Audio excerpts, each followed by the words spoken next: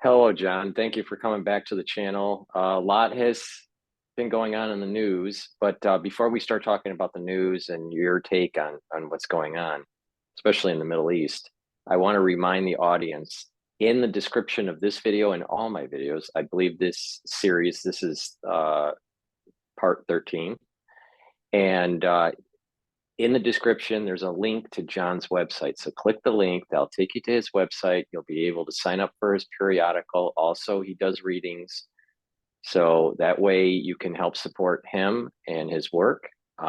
So again, click that link and that'll take you to his website. So John, thank you for coming on to the channel. For having me. We are living in strange times, and Interesting times, as the Chinese yeah, would say. yeah, and what was interesting is this. Maybe it was Friday. I think it was Friday night where I think the news started talking about some of the inner war cabinet within Netanyahu's Above circle. the usual. Yeah, was complaining that they need to have some sort of after after war plan on what's going on in Gaza. And I guess he gave an ultimatum, and then It was Benny Gantz, me, by the way, who did that. Yes. and then about a little bit more than 24 hours later, um, we hear in the news of this Iranian helicopter crash. Yeah. So, take it away. I mean, give me your perspective on what's going on and anything else that you would like to add. Yeah, first I'm going to start with a bit of a backstory, as I often do. I have just released just a few days to my subscribers, and it's free samples are already up at HogueProphecy.com of my newest release, which I released, I think, when was it? Just a second. It was on the 16th, even though it was a couple days before, but I released it out. But I basically blasted through 37,000 words in 3 weeks, and keeping up with all the things that happened in April, such as what I call the 20 days in April Iran-Israeli missile crisis. And that was then followed in March, around the 5th or 6th, with another crisis that was dealing with the Russians finally saying, fed up with all the NATO people that are in country in Ukraine, guiding the missiles deep into Russia that are British, run by British officers. The whole Macron with his wanting to be Napoleon, only this time, actually, Alexander Mercurius of the Duran, I believe it was, who came up with a really great insight. He's not Napoleon the First. He's more like Napoleon the Third, the nephew of the great Napoleon, who kind of pretended to be an emperor with a pretend second empire that um, a glorious mediocrity. And I think Macron, if he's the reincarnation of Napoleon, he's number three, and acting like a number two and a number one in another terminology. And anyway, so all these things, the Russians have been warning, don't put your people in the area. Don't This proxy war. We're getting tired of it. And of course, the way the mediocrity is running Europe and America look at that is, oh, it's weakness. He's not pushing back. The Russians aren't pushing back. But around May 6th, they pushed back. They said they started to do non-strategic nuclear exercises. They announced it. They basically said, if you fire your Storm Shadow British missiles, we know your British people are guiding them. You people in NATO have been sending all this weaponry in there, killing Russian people, Russian civilians, and Russian soldiers. And as long as you kind of kept it asymmetric, that was part of the rules. But now that you're openly talking about coming in, and this is something that I've been talking about for about 2 years in this war, that um, there is a pattern. There is a pattern. So we had the missiles thing was bad enough, but we have basically had in the last 6 weeks two potential Cuban missile crises. And I've been saying it's going to get like this in this 6 month period that started, it kind of climaxes in September into October, is where we'll have these coming right to the brink. Now, the Western media will not talk about it that way. They will not, they were not telling the people of the West how close we've come twice in the last 6 weeks to a direct confrontation between NATO and Russia and a war with Israel and Iran. And there was also another real shocker story that got out that was actually given on top of this missile crisis issue. There was this, Pepe Escobar. He's a Brazilian journalist, really good source, used him for years. He's he's a real international reporter. He lives in Hong Kong. He is cultivated over 35, 40 years. Very solid sources. And I really understand that because, I don't have a personal connection with most of my sources, but I always cite them, and sometimes they know of me, sometimes they're not. They're too busy otherwise. But the thing that I understand that Pepe's done is something I've done, is that it takes years to vet the people that you use. You have to vet them, and that takes time and events. They have to be judged. Their statements and all have to be judged by the judge of time and events. So, I mean, some of them are very old, long-lasting sources, like Scott Ritter, the Marine major, who's a former Marine intelligence officer, and more famously for being a UN weapons inspector. The one man that blew the whistle before the invasion into Iraq happened, Operation Iraqi Freedom. In 2002 and 2003, he stood up, very brave of him, and said, look, these weapons you say of mass destruction that are in Iraq, my team, if anybody should know, it's me and my team. We worked throughout the 90s going through there. And when we can categorically, objectifiably say he has no weapons of mass destruction. He came real close. And the Persian Gulf War ruined that. But when they started looking into what extent he was actually very close to having Iraq having weapons of nuclear weapons. But the Persian Gulf War blew that all up. It all got destroyed. And anything that was of a chemical weapon nature, just the famous guy, the Secretary of State during Bush's time, holding up Rumsfeld? a file of Oh, that was Powell, yes. Powell. Yeah. A man who could have been president, but that destroyed it. It's sad because I admire him, but he kind of sold his integrity to the devil, the deep state. And so, he had the little vial. Well, frankly, anything that Saddam Hussein had in his weapons program that they had not uncovered would have degraded by now. Because that's the thing about chemical weapons, and they degrade. You can't. They lose their power and potency, just like some antibiotic creams, which are so frustrating because when you need them, you look at it, it's already the date is over, so don't get yourself cut. Anyway,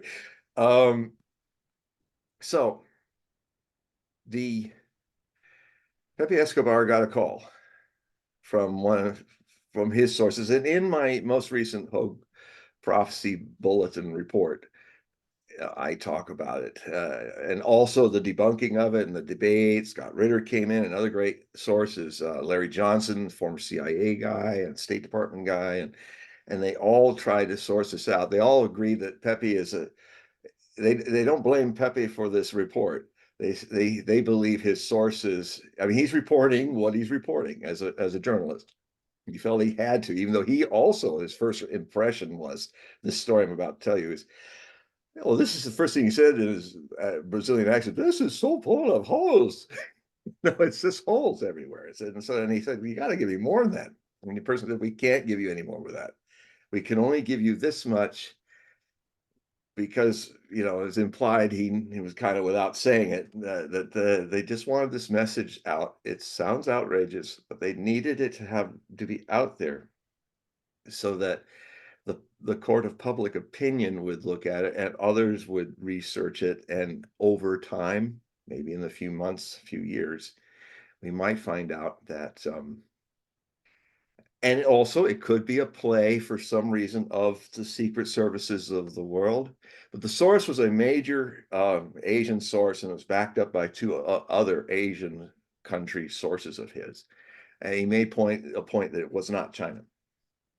So that maybe it's South Korea or Japan, but a major intelligence source from Asia. And basically, remember how the when okay, really quickly, a lot of moving parts in this. This whole 20 days of the missile crisis started on April Fool's Day, the very day when Mercury went into retrograde in Aries. Now, astrologically speaking, every 4 months you had about 3 weeks where a retrograde happens with Mercury because we are farther out from the sun than Mercury. So it goes up, goes down, goes up, goes down in our sky from our point of view. So like Venus, it does a lot of retrogrades, maybe 3 or 4 a year. The most difficult one is in Aries, which is what this was. Aries is all about let's go, oh, I don't want to edit this, I'll just send it out. It's that kind of energy. And so mistakes are made. And even actually when I'm trying to deal with these different sources arguing over this, and Pepe as well, I had to point out points where the confusion was being influenced. I'm probably the only person who wrote about it in the world in this guise, astrologically, that is, that you can see it was also an object lesson in how even really good communicators can kind of drop the ball. Like Scott Ritter started talking about a missile being fired from an F-35, and Israeli F-35, when in fact Pepe Escobar had told them that it was a bomb, a gravity bomb. So the whole kind of, just giving an idea, everything went left field because they were saying, well, it would ruin the stealth capability of the F-35 the Israelis had for the United States, which has these bomb bays that would be the stealth technology and the reflector refracting kind of thing that the surface of the jet does. No one would know that a bomb was being dropped until suddenly, out of nowhere, maybe over Natanz, Iran or something, a bomb's dropped.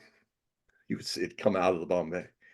And what I also studied is it was only just last year that the F-35 was given a nuclear capability to have a gravity bomb. So I actually tracked all that down. And now I would imagine, given what I know from my book, Nostradamus, The War with Iran, I did a lot of research into the history of how Israel, with the US and France's help, first France, it's funny because the French tried to help Saddam Hussein also have an atomic program. The that the Israelis have created, it's the biggest open secret in the Middle East, because of that the Israelis are nuclear capable, but they're a rogue nuclear state because they haven't declared them. And it is, but stories are that they've done atomics, they've done hydrogen bombs.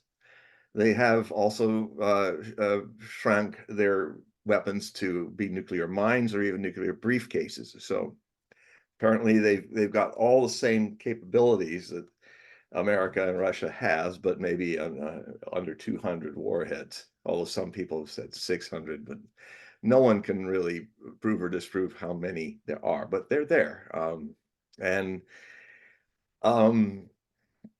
so I conjectured that perhaps the Israelis had a non-strategic, i.e. a tactical nuclear capability, gravity bomb that they could have flown in. So anyway, I'm kind of getting ass backwards into the story, but what happened is it's all started on April Fool's Day with, out of the blue, Netanyahu of Israel ordering up through Mossad's 8200.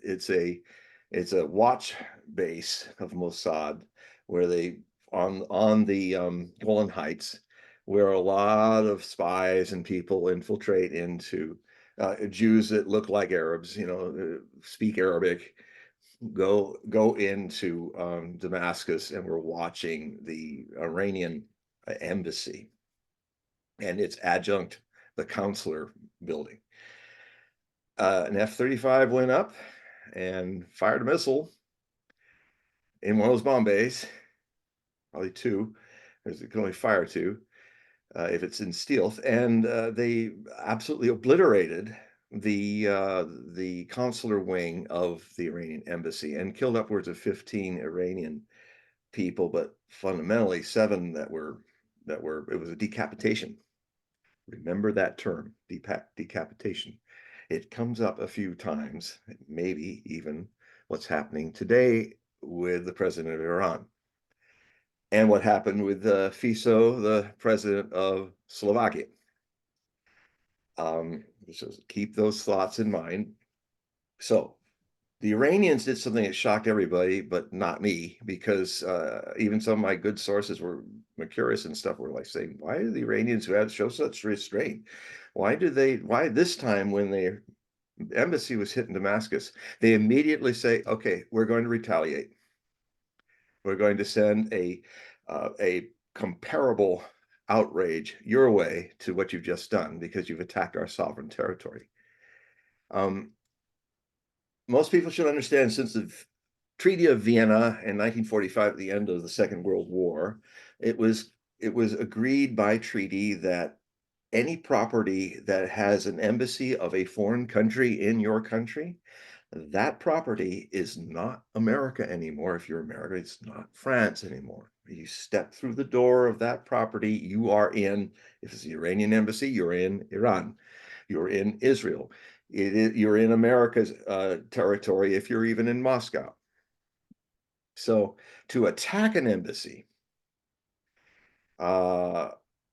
which is kind of ironic karma for Iran, because there was the 222 days of the American embassy that was invaded by a bunch of students and Republican guards, and they took the Marines and they took the embassy staff, and they had them as hostage. So it's kind of a bit karmic, because that was all happening when the Imam Khomeini was took the secular revolution and transformed it into an Iranian Islamic revolution. And so there is a little karma there. And, the theme of genocide also has a little karma for Israel. We've dealt with that before. So anyway, this then, so the Iranians have always been warning. I point out in my articles, I cite during the time of the Trump administration, everybody, the Trumpers keep saying, oh, Trump didn't go to war. Well, frankly, I got to be fair.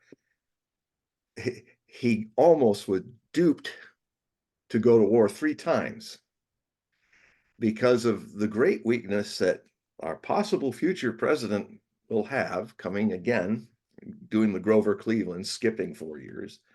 The only other president to do that was Grover Cleveland, another disputed election. And in his astrology, Trump, and it was the most accurate book of predictions I've ever made, was my book, Trump for President, Astrological Predictions, which I wrote in the autumn 2015, and had it all documented and published by December of 2015, before the primaries even started. And I talked about how he could have an upset victory, and if he passed through all the hoops, and there were like a whole army of Republicans running at that time, if he passed through all those Republican hoops, if he ended up standing at the election night, he had the best astrology of anybody I'd ever seen on an election night. All the stars were aligning. He could not be stopped, and that happened. And Hillary Clinton would win a majority of the popular vote, as I usually predict, but she would not be president. So it was an odd thing. I predicted her correctly that she won the popular vote, so that made my winning streak since 1968, Nixon and Humphrey, still on. And then but she lost because he won. He was president. She won the popular vote. He became president. So it's kind of an odd win-win situation prophetically. So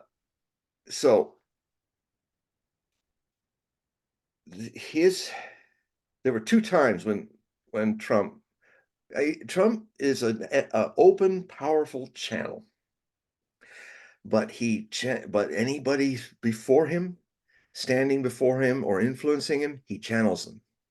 So, if he becomes president, some people have to be more mindful of this than he is, that around him, is to make sure he's not influenced by the deep state, good luck, or the neocons, or his 8-year-old love of anybody in a big general's uniform, his kind of like boyish love of any general.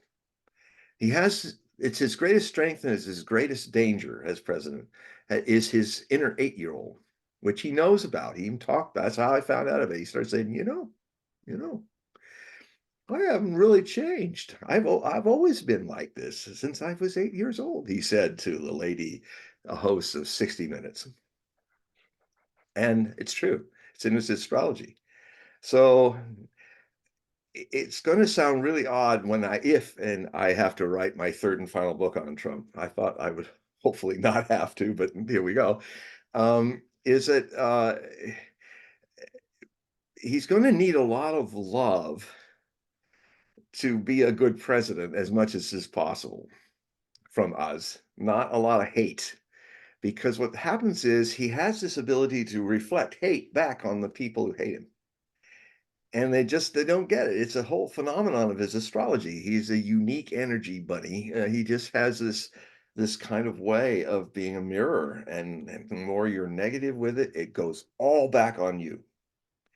So I'm going to write a book, an odd book, that talks about the best thing to do is give this 8-year-old inside of him love, because if you give 8-year-old your hate, and if the 8-year-old is very charismatic and precocious, you're not gonna do well. So, and I tested it on some of my Democrat friends, and they have meltdowns before my face. I will not mention any names, but I just watch them melting down from no, I hate him. Just and I said, well, and then your power is literally going right to him, and you will be defeated. And so he also has this incredible 11th hour luck. He is the Teflon Donald in so many ways. But anyway, so just I don't get too far off a tangent, as I usually do, that for all those people who think that Trump avoided a war, it was by pure luck, because John Bolton almost got him to do it twice with Iran. So that's when Bolton was gone by then, but some other creature from the deep state influenced him to kill Qasem Soleimani. And that was the third most powerful leader of Iran. It was assassinated on an errand of mercy, an errand of diplomacy, called to Iraq from Iran on the 4th of January, 2020. Because the Saudis had sent a letter to the prime minister of Iraq, that showed that they're open to do back channel negotiations to have a agreement of détente, to have peace between the two of them, so that they don't blow up the Middle East and blow up the Persian Gulf, Iran and Saudi Arabia. So So it was so important that he dropped what he was doing, and he flew from Soleimani flew from Tehran, and at 1 a.m. in the morning on the 4th, he landed in the international airport of Baghdad, and he was going to sleep for a few hours, and then they were going to have the meeting at dawn. So him and his motorcade were coming out of the airport, and a U.S. drone, one of the Reaper drones, assassinated him. And an Iraqi general that was also very much loved by the Shias, and 5 other people. And just assassinate him because somebody told Trump, oh, he's going to do something. He's going to blow something up really bad, which it never happened. And why would killing him stop that thing from happening? But, Donald just went, General, good. Lots of brass, lots of metals. Good. I do. It's just the way he is. And um, so then so the Iranians were going to, years later now, we're in our year now, and the Iranians has said we're going to make a demonstration because you crossed our sovereignty. They warned Trump about that too, but Trump was going to destroy when one of those, the big domed larger drones that we had, and it was in the Strait of Hormuz in the 19th of June 2019, I think. And it was flying for hours in Iranian airspace, and the Iranians were saying, get out of our airspace, because that's like the second worst thing you can do. But it's actually attack Iran territory, that's the worst. So it was like one step away from the thing that the Israelis did on April Fool's Day this year, destroying sovereign territory of Iran in Damascus. So, and the famous story is that Trump asked, the way the story is told, but I think I do a variation on the way I've told it before, because he kind of he was starting to channel some brass that were from the Pentagon that were real people, not deep state psychopaths, because there's a thin officer line in the Pentagon of people that kind of sit on the Pentagon chief, like Lloyd Austin and others, who's a former officer, but just said, well, sir, I cannot advise you to do that because that will start World War III. So anyway, they talked to Trump, said, look, it was like 10 minutes before they were going to wipe out 195 Iranians in a missile battery that did shoot down that drone, and it was in Iranian airspace. And so basically they told him, said, look, if you what's going to happen, well, you're going to start a war across the whole Middle East, and we're not ready for it. We wouldn't even be able to get our resources there for another year, and there's no way we can invade Iran, and Iran's like 10 times bigger than Iraq, and we'll lose. And then that is when Trump kind of went, well, why should the 8-year-old then spoke through and said, well, the one that says you're fake news and stuff like that. It said, why are we going to kill a bunch of people just because a robot plane got shot down? And then he said, yeah, call them back. So, the kind of innocent child in him kind of gets almost convinced to, there's a bit of Pinocchio in him, oh, let's do this and push this button, oops, with the wars. And so everybody be mindful of that. If he has a good chance of becoming president. I haven't made my official prediction yet, but he has a good chance of becoming president. And once again, we've got a guy who means well, but in his own 8-year-old center, but he could very well be influenced to do something. In fact, he may have just been influenced. I'm still looking at this story, but Trump has it comes from Robert Barnes, who has his amazing source for legal trial stuff. I got to see him on some of my other sources, Duran and all, and he is a remarkable. If he's ever on the Duran or something, watch him. He's an amazing legal mind, and apparently he has a theory that, and he's worked with Trump legally before, and he has a theory that that the deep state got to Trump. And all this, people forget, and McCurris really expressed this well in the Duran. He says, because he's a barrister, a lawyer, used to be in Britain.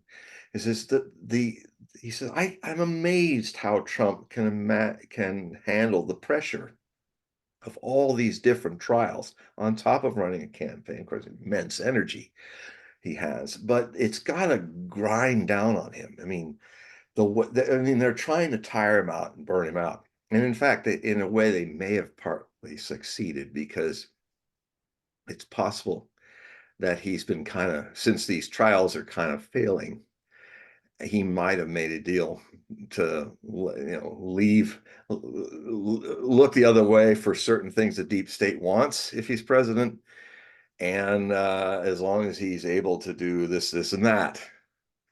And of course, that's so in a way he's buckling to it, and he doesn't understand to what length the deep state will just keep asking for more. But I can understand, as McCurris does, the amount of the unbelievable lawfare that they're hurling at him. It's disgusting. It is traitorous, I would say. I wouldn't want to see Biden hit with that. I wouldn't want to see any candidate hit like that. It literally is showing that the deep state is running the show, and a certain person who runs Israel is having a lot of influence right now too, but and APAC and all of that. So we have a very odd situation with that. But so Iran then 13 days on the 13th, 12 days after the April Fool's attack of Israel on Iranian embassy, the Iranians launched their attack, and they did it in an interesting way. 300 drones were launched first. It took 5 hours to get to Israel. So they announced soon, like 5 hours, they said, we've launched. We're going to do a demonstration. We're not seeking to hit any civilian targets. We're just going to show you what we can do. Like they showed the Americans as an answer for Soleimani. Once they buried Soleimani, they basically told Trump, we're not going to go after, we're not going to kill your soldiers, but we're going to do a demonstration to show you just what we could do. And they launched about 23 missiles, and they hit the base that took off the drone to kill Soleimani, the Iranians. It's the first time in history the Iranians launched on missiles on American targets. It was the 6th of January. That was the other time we almost went to war. He said, get all your people underground. We're going to hit your base, but we don't want to hurt anyone. We just wanted to show you something, what we can do. And so the missiles all came in, bam, bam, bam, bam, bam, bam, bam. They took out the hangars where the drones are, took out the parts warehouses where the drones were, took out, most of the drones were flying away in the air to get out of the way. And that meant that the 30 people that piloted them were not in their bunks, but in the reinforced bunker where they pilot the drones, exactly where the Iranians wanted them so they wouldn't be hit. But when it was all over and dawn came, those people staggering from a tense day or an all-nighter, when they went home, it was obliterated. Their barracks, their home spaces were obliterated by 3 cruise missiles. Surgical, very surgical. What the world and what the Americans learned is that Iran has a superior level of cruise missile technology that is far improved, and I would say even rivals, if not transcends, the Tomahawks of the United States. They were able to drill everything they wanted to drill, not hurt anybody, not wound anybody. Some concussions happened, but anyway, when this all happened, when Trump said, what are you going to do about it? I said, well, nothing. Nobody died.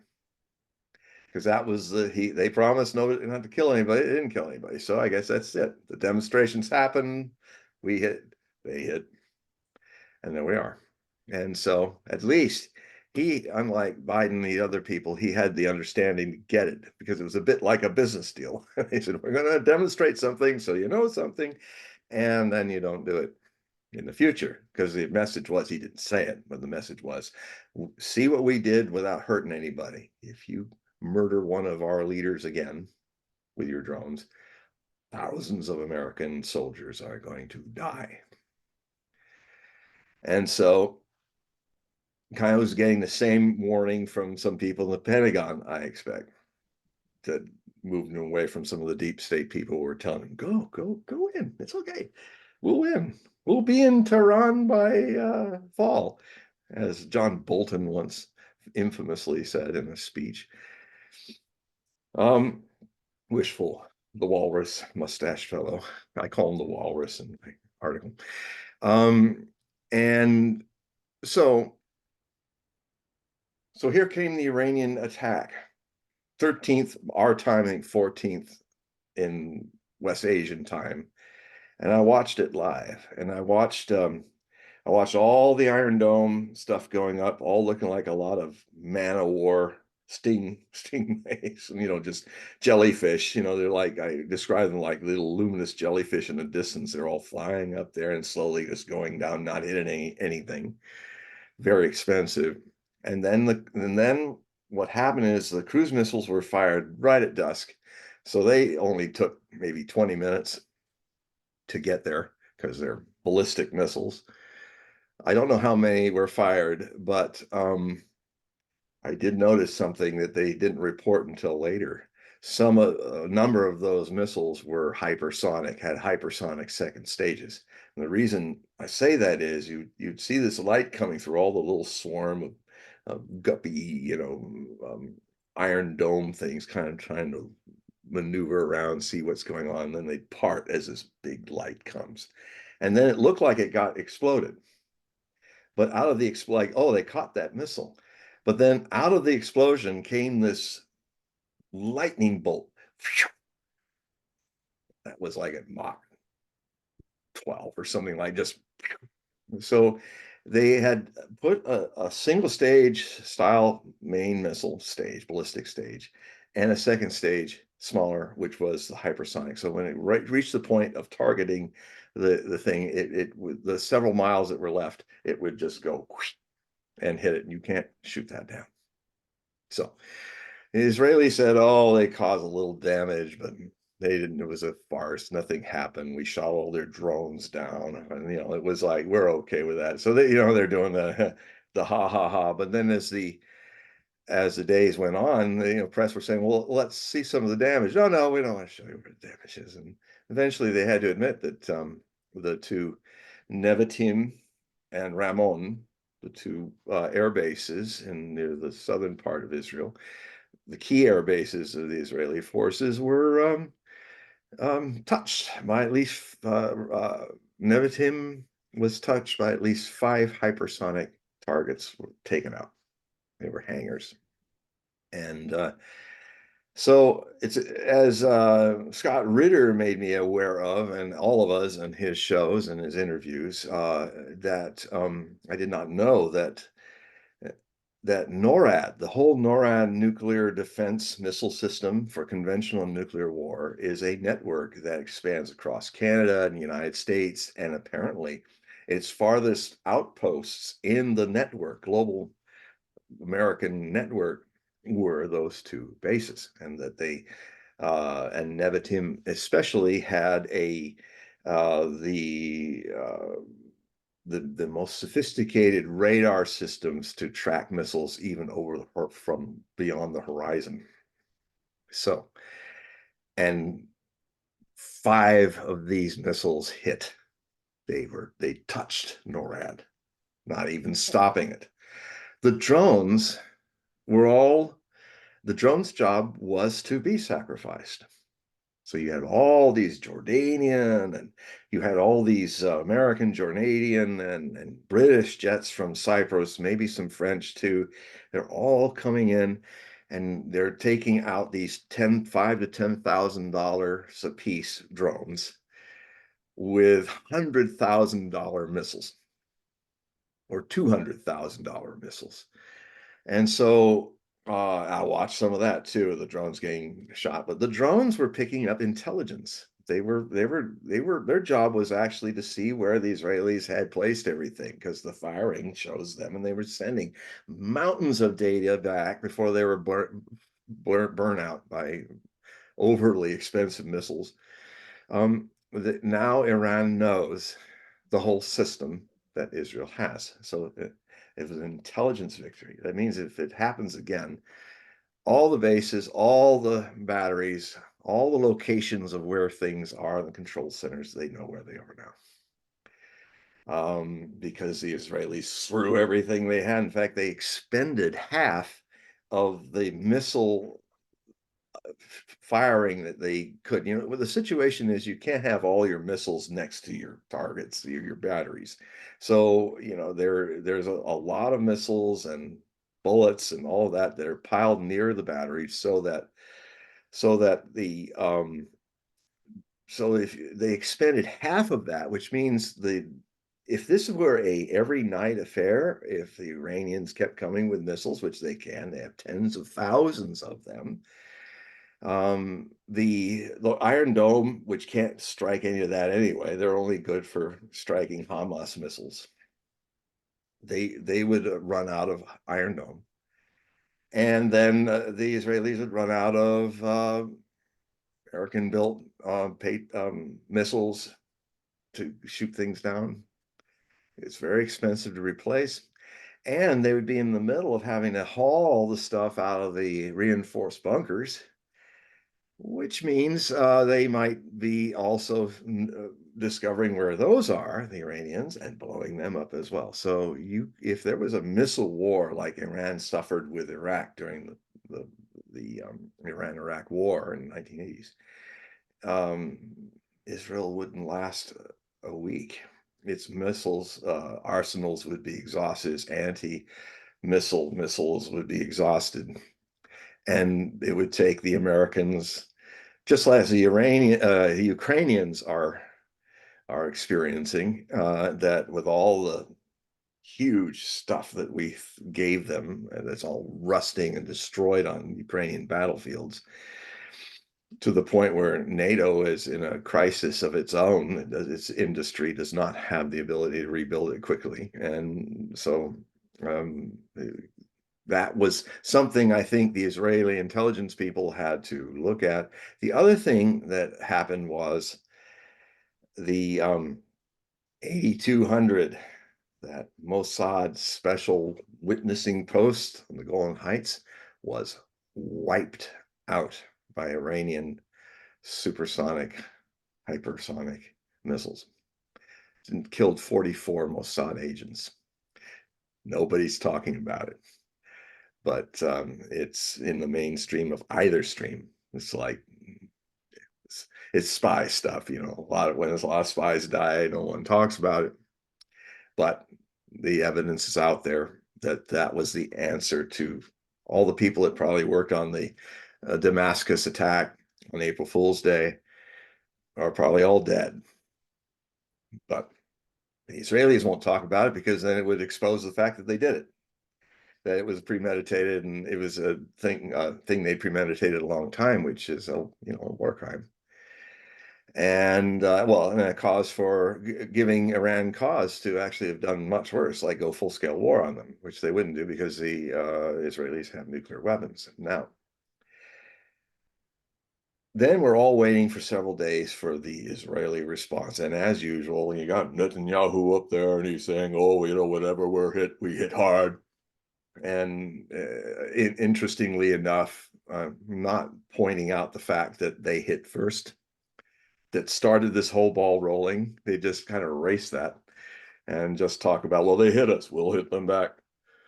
And so I was like, oh God, what are they going to do? Fire their Jerichos? Are they going to make a nuclear demonstration on Tehran or something like that? I mean, I even before October 7th last year, and how this whole thing has gotten really screwy, almost like biblical James Jones cultishness in a lot of what's coming out of the Israeli command and the Israeli politicians. That, you know, kind of, I'm seeing Jerusalem become Jonestown, and Reverend Jim Jones is any number of his cabinet, especially Ben Gvir and these other people are just real pieces of work. And so, but then nothing happened. It was the 19th or 20th of April, the final day, 19th into the 20th. And it was a big nothing burger. There was just a few drone. First, everything was broadcasting in a classic mainstream media way, which I knew was just a whole lot of opera and not real. Oh, they're coming! There's fires here. Iranian cats are mating with Iranian dogs, and it's all terrible. And then a few hours later, when people were trying to follow that up, well, what happened? No, we didn't. No, nothing happened. Nothing happened. The press just was mum about it. The only thing you could find was some footage from the distance over Isfahan in central Iran, where some quadricopters were trying to attack a base around there. And I thought, well, good. Maybe this is like what happened with Trump. We hit you, you hit us, because even the Iranians said after they attacked, they said, look, that's our attack. We're not going to go any further with it. We had our demonstration. As far as we're concerned, the issue is over. You hit us, you slapped us, we slapped you back. Now we're all good. They literally said that. But I mean, and then when it didn't happen, I was thinking, well, maybe we came to the abyss one more time and backed off. Can't quite, I even talk about it in an essay in this article. So it's one thing to constantly talk about the Samson option, that since Israel has been a nuclear power unofficially, the Samson option has come up as, and we've talked about it before, it's the whole, again, biblical metaphors here, and with the nuclear war possibility. If Israel's collapsing, it's being attacked on all sides, and you can see how that possible scenario can happen, because right now they're fighting on 5 fronts when they can only really fight on 2, Hezbollah and Hamas. But now you have Hezbollah, Hamas, the Yemenis, and Syria. You are interdicting things in Syria. The Israelis are attacking Syria. I mean, Damascus, the embassy, Syria, and Iraq, with the Iraqis even firing some missiles back. So you have all these different fronts.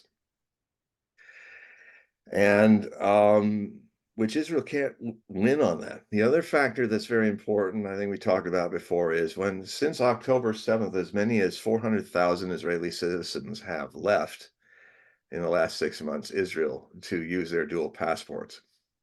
And it's not likely that they're coming back. So this is and the 100,000 Israelis that are out of their businesses and homes in the northern end, and probably another 100,000 in a similar state from southern Israel that have to stay away from Hamas areas.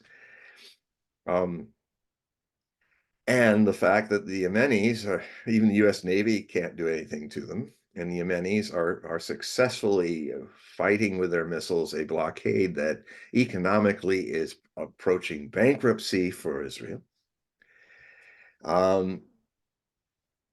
Things are a stressful, dangerous place, and as we'll talk about a little later, perhaps, right now there's this idea that Benny Gantz is never been a friend of Netanyahu, and now he's kind of making a stand in the next few weeks. If a certain post-war plan is not drawn out of what they're going to do with Gaza, he'll resign, and that means the war government will collapse. And of course, I think there is a post-war. I don't know if Benny Gantz is trying to fool himself or not. I mean, there is this government of Netanyahu has made very clear to me at least, what the post-war plan is. And I'll just deal with this just a bit here before I go back to the bombshell of Mr. Escobar. Right now, Israeli settlers are knocking all the food off the trucks. If they're coming in from Jordan, they're doing the same thing in the West Bank. There is a rebellion against food getting there. The this struggle that's going on with Biden and his, I'm going to withhold some of your weapons if you keep doing this. Of course, it's just so pathetic because um, there's a bunch of weapons that are going to come through the Congress to Israel that can do the same genocidal things that are being done. So the whole thing in so this fight, they're going back in. Israelis are losing a lot of men again, like they did before, because they are not defeating Hamas. And if they've defeated 2/3 of the 40,000 people that are direct fighters of Hamas, please show me the bodies. Show me they're not showing the bodies. It's like you would think they would really be wanting to show us, look at this pile of guys here. These are the people. Here's the way we could prove it. Here's the tunnels we flooded. No footage because it's bullshit. And so they're losing in the streets. They turn Gaza into a ruin, into a Stalingrad. I mean, it was the same mistake the Germans did when they decided to just bomb Stalingrad. In a couple days, they turned it into a ruin. The most effective Luftwaffe bombing raids that ever happened in World War II. Even England never saw such a thing in the Battle of Britain. And of course, what that does is a ruined city is a much easier city to defend because you've turned the order of a city and its streets and its buildings and its windows where people would be poking out to fire on you. You've turned it into a ruin, a chaos, with debris blocking roads and things. You've just created a perfect chaos for a smaller force to wage war with you. And I did a study of the casualty rates of the Germans, and they literally, when they're walking into Stalingrad, because they've only been trained to fight in open battlefields, big aero offensives in the country, avoid cities, and they're all walking in. The Soviets were saying, my God, they're walking, they're not even hunched down. They're walking in, standing up, walking right into Stalingrad. And they lost like 600 people sniped in the first day that they came in. And during all the fighting that happened in the city before the second phase of Stalingrad happened, when the Soviets in the winter encircled Stalingrad and the Sixth Army, the loss of dead, and wounded from street fighting, it cost the Germans 60,000 casualties to learn how to fight street urban war. They had to learn as they went and make their mistakes and lost 60,000 men. And the Israelis are losing thousands. We don't know. No one wants to talk about how many have died, but I mean, I was watching the helicopters pouring out of the area, going to hospitals again, full of a bunch of wounded people. And so Hamas is winning that. They're playing the Soviets in the ruins of Stalingrad. And unfortunately, the civilians are the sacrificial martyrs of all of this. And the other thing that's very clear now is that the Netanyahu government's post-war concept is, I see it at least, hate to say, they were going to starve everybody out. Already, hundreds of thousands of people, lots of children, are at a grave state of starvation. And now, when they say, "Oh, we got 19 trucks a day coming into northern Gaza," you need 500 a day, or else it's a little shell. So they're turning it into Leningrad. The Gaza Strip is being turned into Leningrad, where starvation of the 3 million Soviet citizens of Leningrad during the siege of Leningrad in World War II, the Germans decided not to go in and fight in the urban sprawl of Leningrad, but to cut it off and let the people starve. And the Israelis, once again, are great students of Nazis, and are using, unfortunately, the same tactics in Gaza. And so, a lot of the news is blacked out. It's hard to get information out. The little that I can see, that people are getting thin and the children are getting thinner. And when you understand that of the 2.4 million, I always round it off to 4 because they say 2.3, but it's really very close to 4, or it was. I could probably say it's 2.4 now because I could tell you that I'll just make this prediction. I hate this prediction. I want it to be wrong, but there's a whole lot more than 42,000 dead Palestinians, men, women, and children. It's much more now. And I think the only way we're ever going to know how many people died is if they do a count of the living at the end of this. And then if the others are gone, well, they're under the rubble and I'm even seeing, just saw today, where there's some areas where some cameras are walking down similar ruined streets I've seen, and there's skeletons all over the street. People that are already not being counted. It's awful. It's I don't know if the Jewish state can survive what it is doing to survive. But that's a whole other can of worms. That what I can say is that the aim of this government is to starve the people out, and if they can manage to keep this thing slow, even that pier thing that the U.S. Navy is doing, it's trickling in. It's all looking like, oh, we're trying to do something. Look at us. Oh, pat ourselves. We're doing so good. They're not getting enough food in there. They've actually so it is it's likely that 1 million people could die of starvation, the way that if this keeps going and if the world keeps looking away. And I just have to say one thing also that's not being reported fairly. I'm a bit happy about what's happening because it's something that Strauss and Howe, in their Fourth Turning books and the New Millennials, and now Howe, Strauss has since died, but Howe is still working and we are in the Fourth Turning. It's a new book. I have the link in my articles for people to look at it. The crisis point in an 80-year cycle of American history is the Fourth Turning. And last time I won't go into all the stages, how it rises in the good times and goes down to bad again. But the last time we had this happening was in the 1930s and 1940s, which was the Great Depression into the rise of fascism and the whole world having to fight the Holocaust and all of that. So that's what happened last time. We are now in the fourth turning, right in the middle of it, and in the 2020s.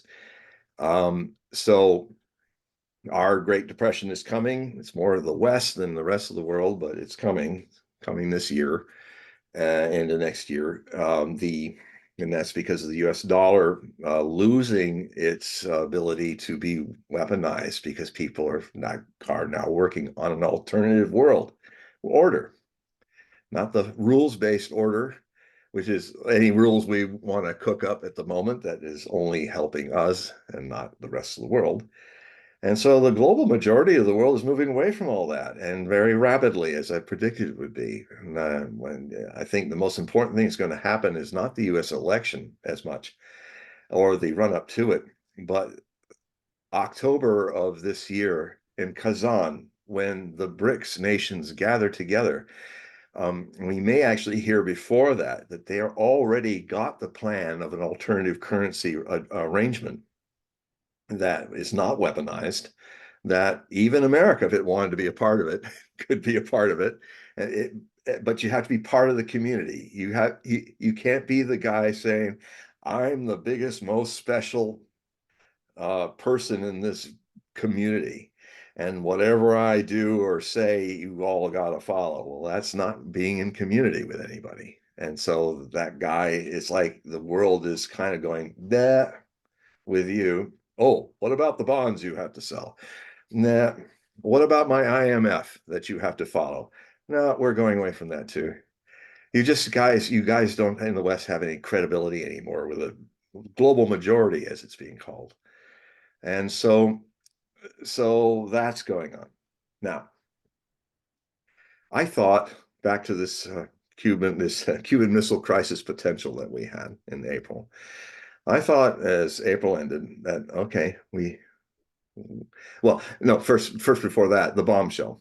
Pepe Escobar gets this message from his sources 10 20, 30, 40 years old, tried and tested. And he keeps stressing that in Asian culture, if you have sources like this, they don't lie. Now, maybe they're being fed from the source lies, but they will tell you what they were told. And he's had these guys talking with him for decades.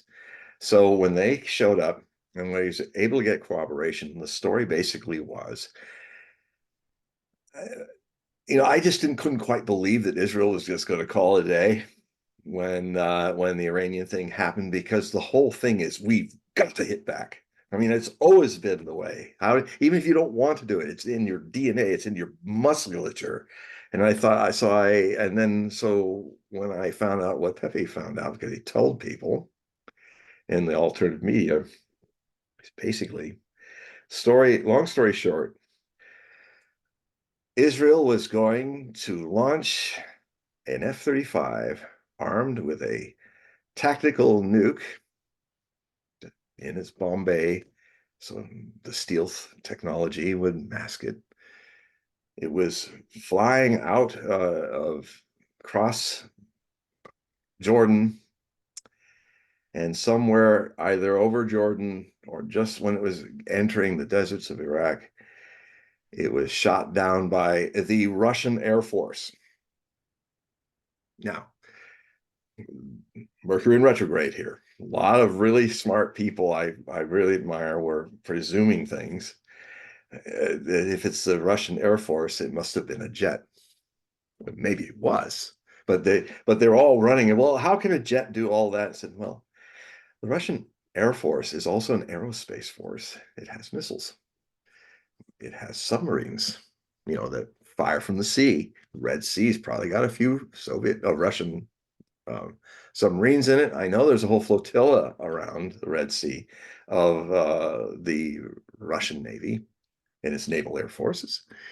So anyway, but it just looked, and there are some really weird things, like why would you send an F-35 to create some kind of, the message was that the response that Israel is going to do was a EMP explosion, high atmosphere above in space, that would have, you got to get hundreds of miles to make it really work, like 200, 300 miles over Earth.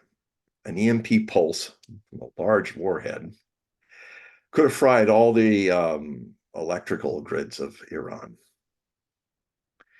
Now, I'm thinking, if this message is true, I think some of the good sources got either the retrograde made them, the danger of hyperbolizing a message like this. It's just like in prophecy. One always has, the person who's trying to interpret a vision of the future, it's a very understandable human weakness to over exaggerate the vision. It happens a lot. Even Nostradamus does it, I contend. I mean, because I do this work, you can't work in prophecy without also being a seer. You have to learn, you can't know what a prophet goes through unless you also have some talent in this. It's just like I've said in shows before, if to be an expert on love, you have to work diligently never to have fallen in love. If that's the litmus test, then you cannot study objectively the subjective. You have to work from within the subjective. You have to fall in love. You have to have the impossibilities of love be a part of your life.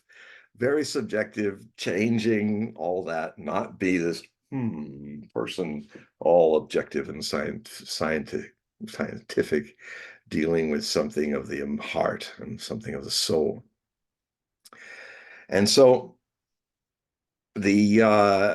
so all of us are trying to pick our brain, large people and small people like me in the alternative media, trying to pick our brains about um, what could have possibly happened. And of course, as I said earlier, Scott Ritter and other people got off, understandably, on an idea. I was even trying to work until I said, "Oh, wait a minute, wait a minute." He said bomb, not missile.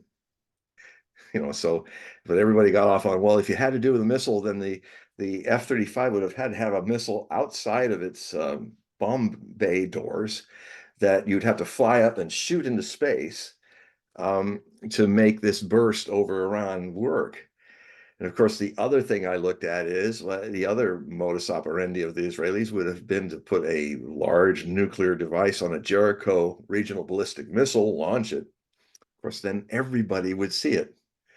It's not stealth. And if it's going on a steep trajectory that's heading over Iran, even the Iranians would have been alerted to it.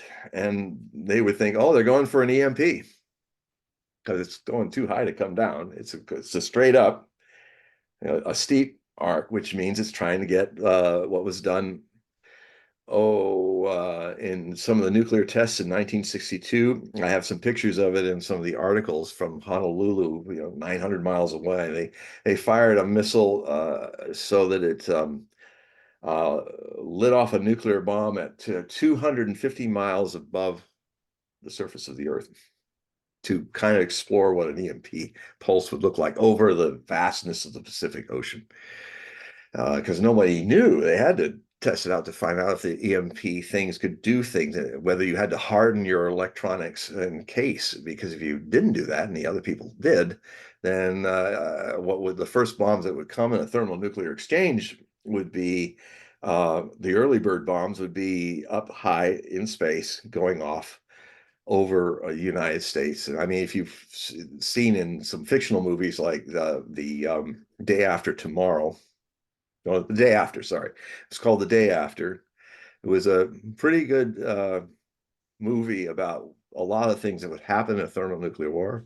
I strongly recommend everybody watch that and another British movie called Threads, which is even fills the holes like Nuclear Winter and other things. And when Reagan saw the movie, he was shocked. And he asked, it was in the 80s. I think it was around Like 80, around 80s, I want to say 83, 84. 84. Yeah. Yeah, and both of them came out in the 80s. And frankly, I think these two movies helped immensely to make people educate people on what a nuclear war is just. And so Reagan was shocked, saw the movie. I mean, it has some parts in it that are just like, my God, like when you see this white flash way high in the atmosphere, like, whoa, and then everybody's cars stop, and in the middle of operation, all the electronics stop and people are trying to get the car to turn around and turn over, and it can't. The celluloid's fried, and all the electronics have gone up. And then what then happens is when the real bombs, then suddenly all the missiles start going off, and everybody, it's Kansas City where it's situated. It's like, what are they doing? Is it a test? No, no, we're doing it. And the Russian missiles will be here in about 25 minutes. And so they did this thing, these shots of the people being skeletonized and disappearing and stuff like that. That just all these people, and they're all gone. It's awful. It's awful. And it's what what Reagan was told by the generals. He said, "Is it really that bad?" And he said, "No, sir. It's much worse if we go to..." And and so and now Threads goes even farther. I haven't Even seen Threads. it is actually a better film. Because it takes the story arc of one person, not just during the war, but also the years that follow. And they didn't understand about nuclear winter when The Day After was created, but when Threads happened the following year, I mean, there was already people were looking at it. Sagan was talking about it, Carl Sagan, and then they realized, and of course now what we've learned is that the the level of dust and fire smoke and debris from cities being blown up into the stratosphere by nuclear mushroom clouds, that it will take far less mushroom clouds to cause a nuclear winter than they originally calculated in the 80s. So if you toast 200 cities in South Asia, if Pakistan and India go for it, there will be at least 500 million people killed in South Asia. But it will be enough to cause something that I was writing about even before, looking at Nostradamus, is talking about ice of, well, long story short, not a nuclear winter, but a nuclear autumn, kind of like what the Indonesian super volcano did. It erupted in 1815, and it started already, and it was like early 1850s, so 15. So it had an influence on Napoleon being defeated at Waterloo Mhm. in June. It was these cold, driving rains of autumn were happening in June, and it made the battlefields too muddy to start the battle at dawn. It would take to dry off. It would take till around about 11:30. And Napoleon had the Prussian army somewhere on his left flank, had a third of his force trying to block it or track it, keep it away as he fought the Belgians, Netherlanders, and the British under Duke Wellington on Mont Saint Jean Hill Ridge. And so he had to start, because otherwise your cannonballs hit the mud and they don't bounce. The whole thing is to make them bounce and bounce through ranks of men and stuff like that. It was very loamy soil, Belgian loamy soil, and great for growing, not very good for fighting in wet earth. It was literally like slurry. And so he had to start at 11:30. The Prussians start showing up at 1. And then that's how he lost the battle. But the real impact of that, the following year was called the year without a summer in Europe. It basically, in 1816, it was autumn, an autumnal summer. And, we're talking about the population of Earth in and during the Napoleonic Wars, we had reached 1 billion. And the numbers have been updated. And we used to think it was 1830, but it was actually earlier than that. Now it's the new numbers the population scientists are saying. So it was bad enough with all the crop failures that killed a lot of people, but in a world of 8 billion people, in a very delicate super system of transporting foods over sea and air, and so the super system of transport, the super system of agriculture, um, that if India and Pakistan had gone to a nuclear bush war, as I used to call them in Third World Bush War in 1990 book, which was published in 94, called the Millennium Book of Prophecy, but I wrote it in 1990, half of it in India. And so you're talking about another billion people, at least, dying from famine, just from a regional nuclear war of 200 cities going up in flames. It'd be enough to alter the climate, to repeat at least the summer that never happened in 1816. One good thing that came out of that summer was that Byron and Shelley's wife, because they were in Switzerland and they couldn't go outside because it was snowing. And so they decided, because they couldn't go mountain hiking and all that, they'd have this little story battle and they'd find which person wrote the best horror story.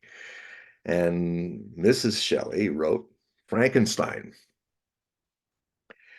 which, like we were talking before, was a bit based, I think, on the Golem. So, John, as we're recording this, Yeah. CNN reports no survivors found after helicopter carrying Iran's president crashes. State media says that was published 4 minutes ago. Okay. Okay. Now, question I have to ask is, That CNN was is CNN. That was CNN. yeah, CNN is one of the worst sources for news at this time. So the question I have is, what I would do if I wasn't doing that, I will do it later, is the most important source to, if there is CNN reporting it or is CNN quoting after the Iranian Irina and all the other press services or the government of Iran itself making this statement. So if you can find that, then I'll look into which it. is a little weird that they're saying no one survived, because what are these then two people that they've been talking to? You Exactly. know, yeah. That's a good question. Well, and there was Unless, geopolitics. There was this one group called geopolitics, and they were saying hours ago that he was dead, and then the Israeli news were saying he was dead before anyone was talking about it. And that, they're quoting the state news agency IRINN. okay. Well, what I would do now is, if I were on X, I would type in the acronym of that, because that is a good source. I use them for pictures and stuff from Iranian views of things. They're good. And go to actually their site and their English site and see if they did actually indeed do that. So this is the kind of stuff that, just for the audience out here, that this is what we do in the alternative news. We do old-fashioned news. We actually, really check it, doubt it, get a couple sources, even if it's some authority figure, especially these days, if it's any authority figure. Now, if they say it, and then if Novosti in Russia says it, and if global news in China concurs, then it's probably true. But then, even then, I'd be watching tomorrow to see them recover the bodies. And they've got a whole army of people up there right now trying to find them.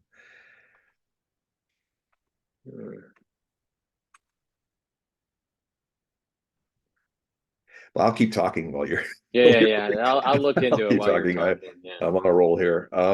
So I started going back to this Pepe Escobar uh, claim through his sources.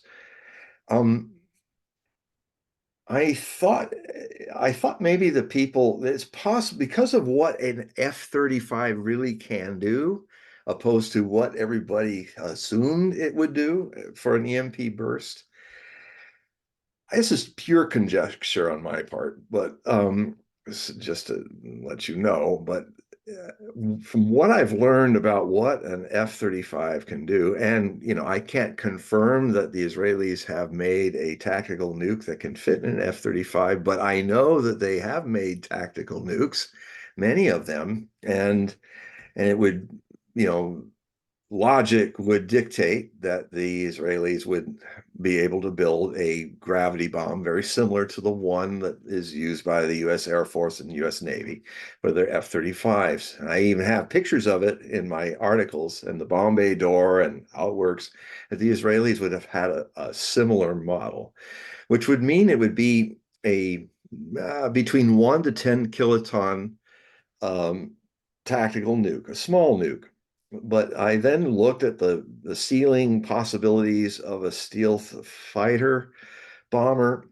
Its ceiling is 50 miles, so 50,000 feet. Sorry, 50,000 feet. That's about 9.4 miles. So if it managed to go in the Persian Gulf and cross over into Iran and not get into the U.S. controlled airspace of Iraq, maybe that's where it was going. If it hypothetically was getting out of Jordan, it would not want to cross the Euphrates River. It would try to miss the Euphrates River, go out in the Persian Gulf, because that's where they divide the airspaces that Russia use and the United States use over Syria. But that's just over Syria too. So that was not clearly stated by a lot of the people that I usually rely on. I had to kind of untangle that. But anyway, So it has been often when the Israelis talked about it in the ramp up to their retaliation that they were basically going to retaliate on the nuclear programs and bases that Iran has. By the way, Iran, uh, like many countries like Japan and South Korea and Taiwan even, know how to build atomic weapons. They they have chosen not to unless forced to. And the pressure is very high for the Ayatollah Supreme Commander or Supreme Leader Khamenei, Imam Khamenei, to Ayatollah Khamenei to probably alter his fatwa against atomic bombs. And there's a way that he can change his religious edict to adapt to the situation. If you've got a country that's threatening to wipe out Iran's 81 million people with the only atomic power that's in the area, then the only deterrent is if it's a virtue to defend the Ummah against a group of people that would irradiate them out of existence, the believers of Allah, then it's incumbent upon the believers of Allah to have a deterrent. So if they have the bombs as well, you don't need as many. You, I've had some people like Scott Ritter say you only need 3. He didn't specify what kind of nuke. I think he means something the size of Hiroshima. But you have to have enough to deter Israel from ever using its atomics because you have them. So I think it's highly likely that there's some talk that Iran has already built some and has parked them in Pakistan. And it was interesting, Raisi, the subject of this mystery of the tragedy of the moment, actually was making visits to Pakistan all during this time. And maybe he was trying to check out how the little baby bombs were. And it's possible, I would say, I mean, everybody, even the people who were discussing this, I had to ask the childlike question, what makes you all think that Iran hasn't already built them and has the means to launch them on their shahabs? And as I was saying earlier, if the Jericho from Israel had been seen by everybody within moments, within minutes, all of the mobile defenses and underground defenses would have been alerted in Iran. And before that airburst hit hit hit central Iran and fried everything out, they will have launched all of the hundreds or thousands of their missiles on Israel. So it's not conventionally, Israel can be destroyed by Iran by conventional means. Um, and so what would be the demonstration would be the end of Israel. But what if your real plan, according to the limitations of an F-35, was to make a very small EMP burst over Natanz, the city about a couple hundred miles to the northeast of Isfahan, which is a major center for subterranean Iranian nuclear program. It's one of the biggest bases.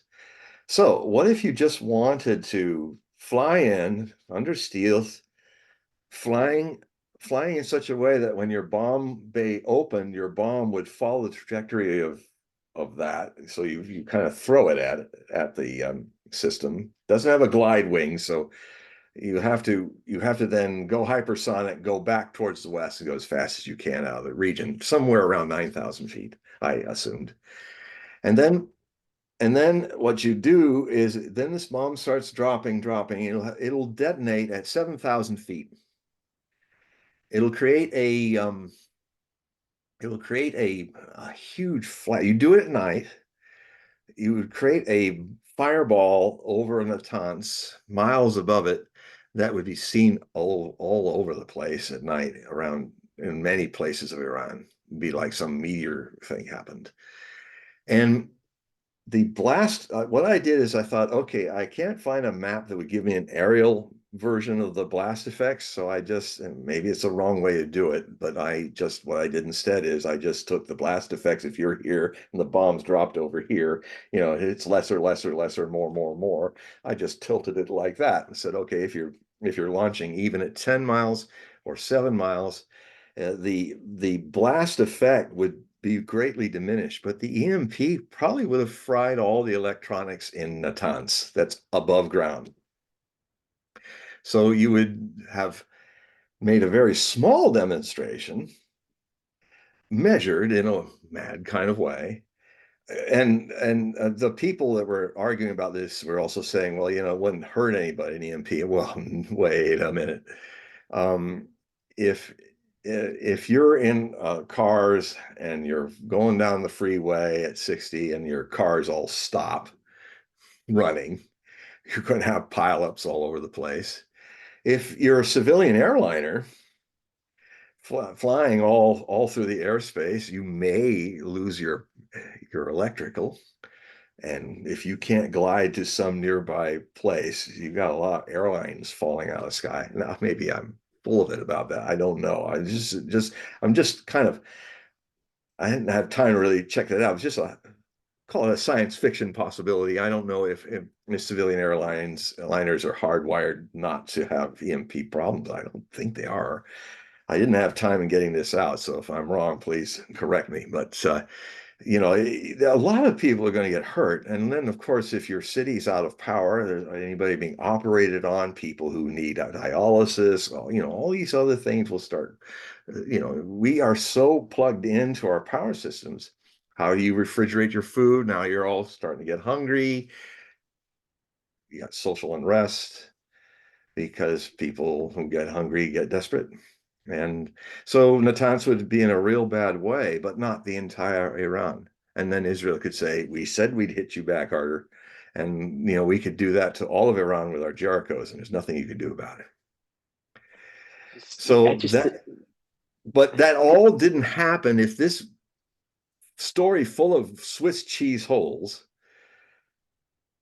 but has this weird way of, I don't know, even Pepe Escobar was the first person to say this is so full of holes, but holes and all, he put it out there because there's some there.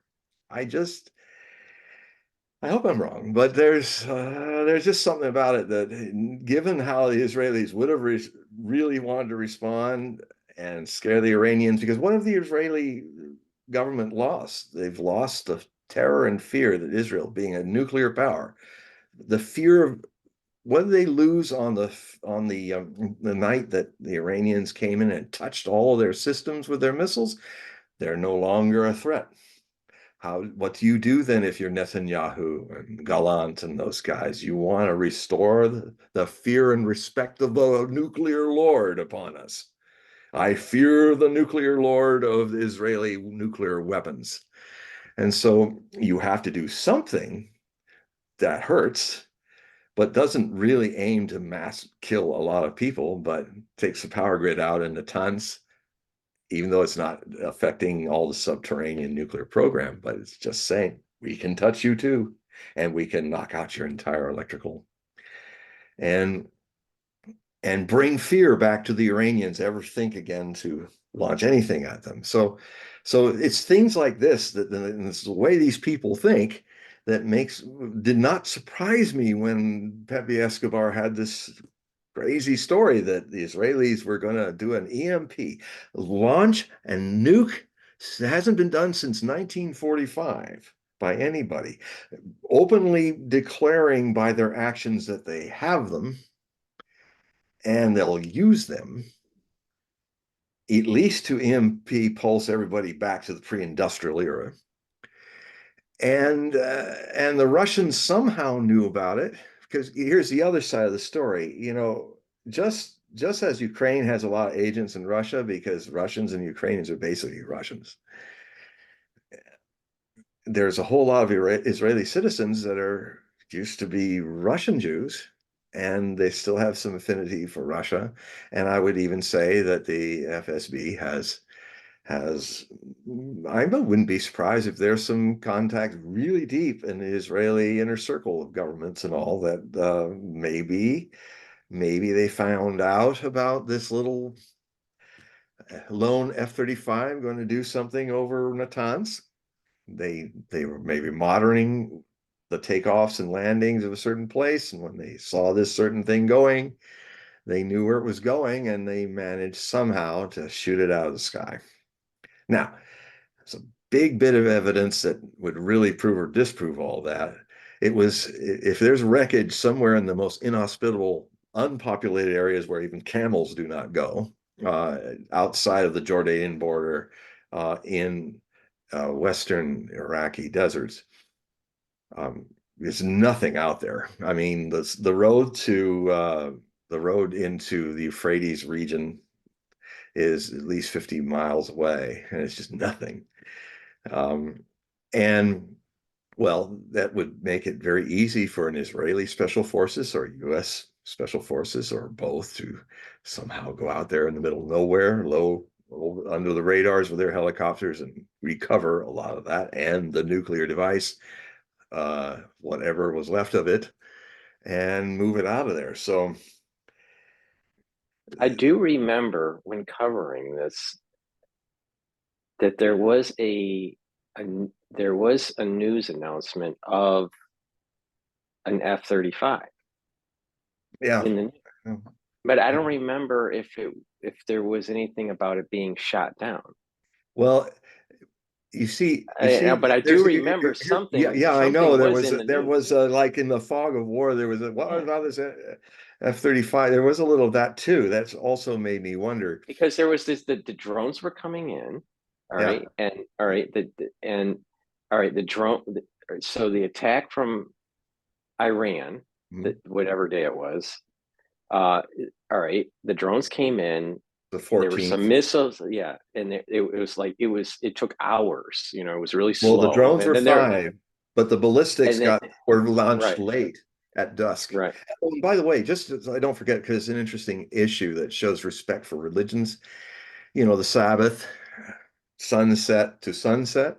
right, The Iranians made sure that none of the drones or the missiles, which came together at the same time, the drones were going slow, slow, slow, slow, slow, slow, slow, and then they went with the ballistic missiles.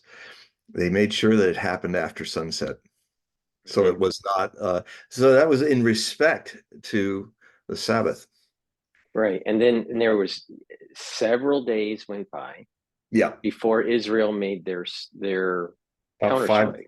It was around the 19th, my time, 19th, 20th.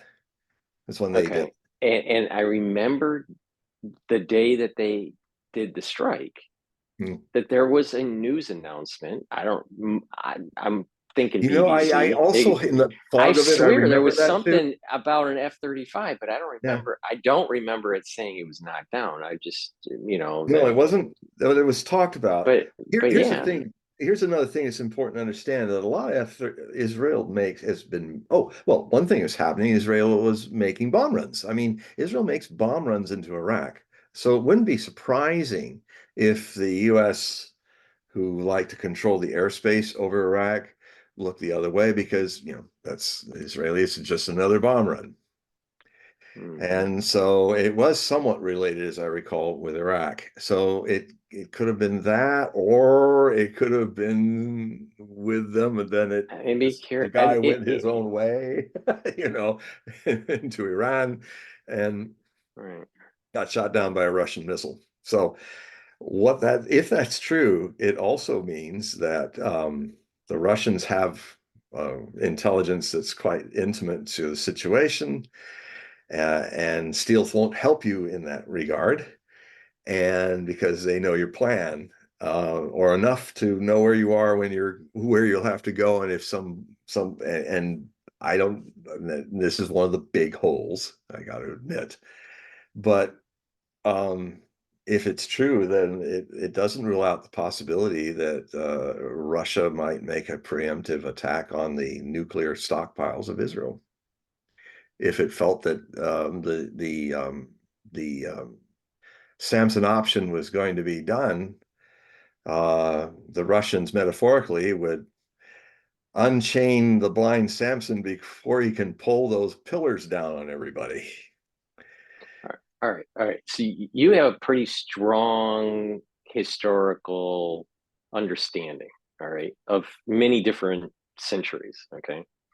So let me read a couple dates, all right, Okay. recent dates, all right, and get your opinion on where this is going. Now, I Okay. just want to preface, it's possible that a godhead is intervening. Now, let me just keep that in that, I know that sounds a little kind of, woo Well, woo, I would just simply but say, let's just in just, a little different way, it will be the godliness in us that somehow all these, if it's working, all the, whether it's a personages of God or it's the God spark in us, whatever way people want to look at it, it's okay with me. But the way it will work, I've talked about the 200 people that will be more awake than the average number, and it's enough to change the climate that people want desperately to cross those lines, and they just can't do it. And I'll finish with this interjection once. We've had two, and the Iran thing reacted to, and that could have been a third if this pulse thing with the F-35 was happening. And then we had the whole the Russians saying, "We're done with you playing proxy in this war. If your missiles are being targeted by you into Russia, they openly threaten we will start hitting command and control centers and bases outside of the war theater, including Britain." That's what the Russians said. mm-hmm, That scared a lot of people off. So, mm-hmm. so if they do it and the Russians don't do it, that's a mistake of the Russians. I mean, at some point, this dangerous, very dangerous thing has to come to where somebody's got to stop threatening I to do was it. I was watching a video by But anyway, John. that's enough of mine. I was watching a video by John Shamir. Yes, John Mearsheimer is very good John source. Meyer, right? All One of my right. older sources. So I think it was about 2 days ago. Maybe 3 days ago, he did a lecture, a little bit more than an hour and a half at Yeah, I watched a bit of it. CSIS. Okay. And so, he's taken the perspective that Israel is at fault and that, there's a genocide that's going on in Gaza and this is not going to play well with Netanyahu and there's going to be a lot of infighting within Israel. And okay. All right. Now,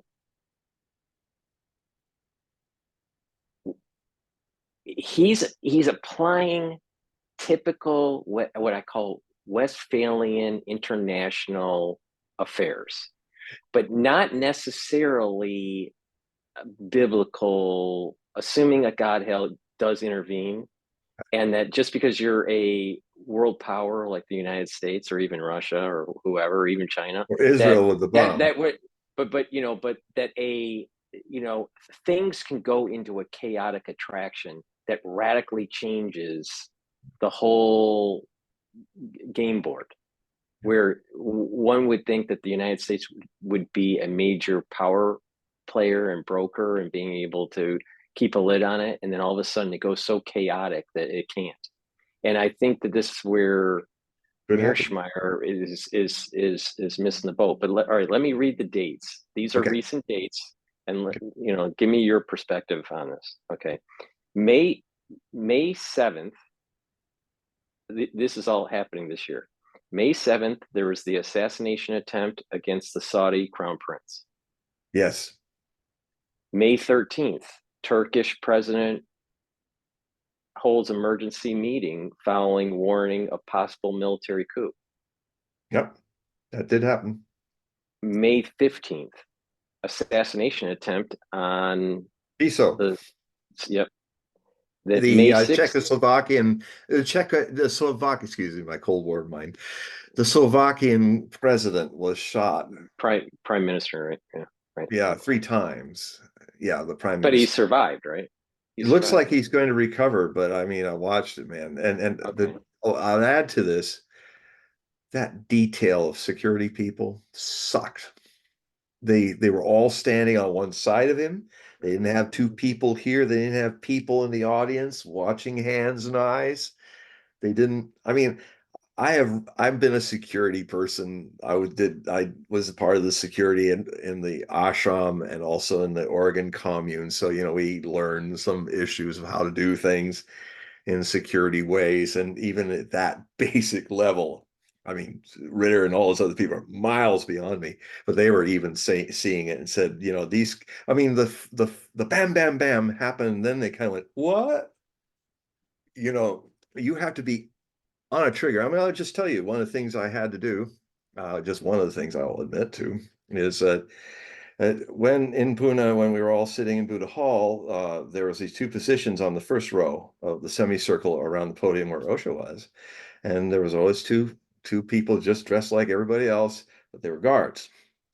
And I did that tour duty a number of times, and the whole idea is to be quiet and be centered. But if any unusual feeling or something happens, sounds, whatever, we were supposed to leap up on the podium and take the bullet.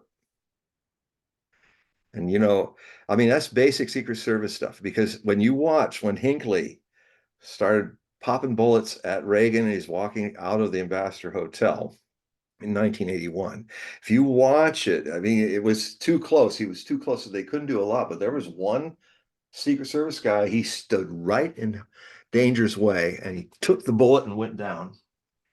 He actually stepped into the bullet to stop it from getting the president. I mean, that you have to be ready to do that. I certainly Mhm. would do it for my master. Um, and you don't want to do it, but so I had to always sit there and not get tense and not disturb the moment. But this is an interesting way to meditate. I'm sitting here, and at any moment, I'm going to leap up and get shot or stabbed by a flying knife or something. One time they threw a flying knife. This before I was there.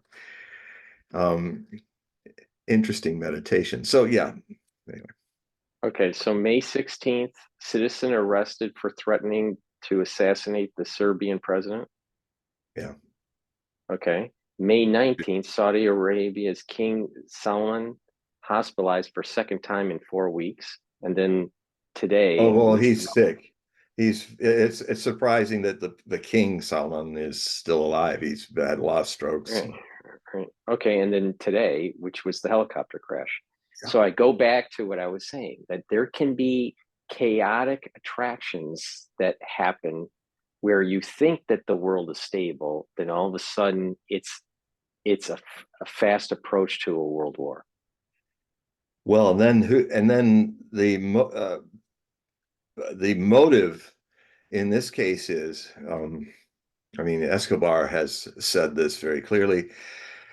How is the powers that be that are basically, and New Caledonia, let's add New Caledonia to this. What the French army, it was going to go marching like Napoleon III to Metz rather than Russia, but call it.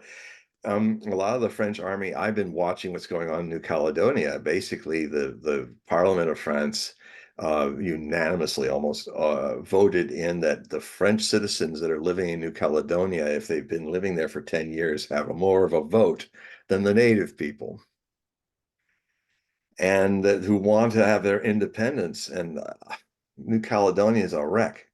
It's flames, burning cars, the length and breadth of that long, long island is in chaos right now, and they're like not keep getting the news out and all because France has lost Africa.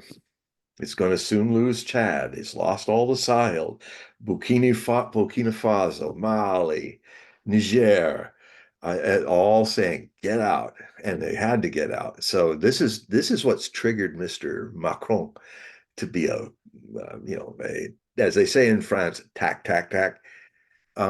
He is that's what's triggered him to be very irrational. And So so so I'm not no, but I going. let me finish it, please. Okay, okay, go ahead, I know it's go ahead. complicated, but it's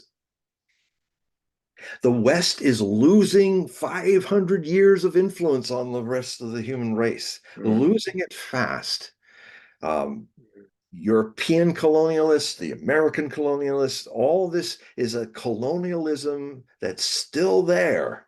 And now the last vestiges of it are being successfully and easily plucked out by a global majority that now sees it has an alternative, that it can't just always be stuck under the dollar's grip, under the United States' hegemony, under the European, we are the garden, everywhere else is the jungle.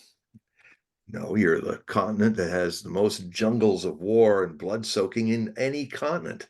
It's a bloodthirsty continent, Europe. If you look at a map of all the battles in history, um, there's scattered all through the rest, but if it's white dots on a black map, Europe is brilliant white, with most of the 3,000 wars of the last 2,000 years. And and so this violence, this controlling people, this seeing people as Untermenschen and natives, and and one of the things that is very strong, the outpost of the West is Israel in the Arab world, is literally openly saying these Arabs are subhumans, and just as we, just as the empires, just as we thought the Americans when we colonized the Philippines, all these little woggies running around, it's this whole racist stuff is very much a part of it. So this racial economic control is being threatened. So the BRICS meeting is coming, as I said before, in October, and this is all about ultimately decapitations of the leadership of the BRICS, because the BRICS is the core of something that the rest of the world, everybody wants to join the BRICS. I mean, they're having to say, we can't have you all joining at once, but they're all gravitating. About 40 countries don't want to be part of the BRICS now. And a number of them are coming in. They're going to bring them in slow because, but, I've been worried about Putin being destroyed when he was going to fly down to South Africa for the last big BRICS meeting. I was thinking he better not go. He'll be flying over a lot of territory where somebody unknown fire a missile on the Russian president's jet and kill everybody. I saw it, and it was looming, and I was saying, God, please don't because this, whether you like the man or not, I mean, we're talking about a situation here now with if a lot of what Azerbaijan. So what I see happening is if you can't defeat them en masse on the battlefields, if you can't defeat them economically, you will start assassinating them. So it is, and it's kind of an interesting thought to think about, that maybe Nostradamus misread the crown prince soon to become the king of Saudi Arabia, MBS. His destiny, I think Nostradamus was unfair on about two of the three antichrists that looked like having Hitler. He was spot on with the Hitler history, but Napoleon, wow, that his anagram for Napoleon, as I was saying before, Napoleon did a lot of really good things too, but not that a royalist would appreciate what he did. Revolutions, mass freedom of the vulgar plebs. I mean, Nostradamus had his prejudices. He had a prejudice against Islam. He had a prejudice against, he was a staunch divine right of kings guy. So all his views that look very negative about the future, they're talking about mass rebellions and all. Well, he's disparaging America and France and all the people movements that happen because they're peasants. I mean, he's a 16th century man. Most people try to interpret Nostradamus from their own 21st century biases, but you have to become in your head studying the way people thought and lived in the 16th century in France. You have to learn how to think and be prejudiced and do all hopeful in a future that you would like rather than the one you're seeing where divine kings would rule and all that. You have to you have to get into the head of prophets because they are the soup strainer, they are the tea strainer. Any pure vision of water that passes through this tea strainer full of the grit of expectations of a certain period of time, including our own, will come out tasting like that tea. So you have to be able to know that when you look at prophecy. Um, so this is what makes this so dangerous, this situation now. It's like 1914, only compared to the leaders of Europe that stepped with their wide eyes open right into those disasters, those tripwire treaties and counter treaties that had them all not wanting to go to war. They all ended up in a month after Archduke Franz Joseph's son, the emperor's son, died in assassination. That assassination, and a month later, started World War One, and the first truly modern, terrible, high industrial slaughter of human beings. And it so those leaders, compared to the leaders in the West we have now, were geniuses compared to the idiots that we have running, the idiots with the nuclear weapons in Britain, in France, and in the United States. And I see a chaos pattern. We're coming soon, when the Ukrainian line starts to unravel, and it is right on schedule, according to how I've seen it and written about it, in May, around the 15th to the 21st. Now the Russians are taking like 30 kilometers a day. It's slowly becoming the Richmond-Petersburg line that Robert E. Lee was forced to dig 35 miles from Richmond to St. Petersburg because Grant had 3 times more men and he had all the equipment and stuff. And so they were basically a pitchfork race, shovel and pitchfork. And it was a race to see where the Army of Northern Virginia would run out of men to guard the line. And then Grant would keep moving his reconnaissance and force of cavalry and infantry beyond the line, see if they could turn the right flank of Lee. And finally, it happened at Five Forks. It broke through. Lee had held that line with his men for 9 months and 2 weeks and a few days. He managed to hold it static. People were saying about that war what they're saying in the press about this one in Ukraine. Oh, it's a stalemate. Oh, there's no movement. Where are the big movements? Everybody's fixated on territory because they don't learn what the Russians are fixated on. They're fixated on von Clausewitz. Prussian military thinkers from the 19th century that made it clear conquering cities and lands like Kharkov. Like I say, we're not going to take Kharkov. No, they're not going to take Kharkov. They're going to destroy the Ukrainian army first. And when there's no Ukrainians left to fight, they can walk into Kharkov, to Kiev, to Lvov, to Odessa. You defeat the army, you destroy the army, and then you get the country. You don't fight for cities and do all that.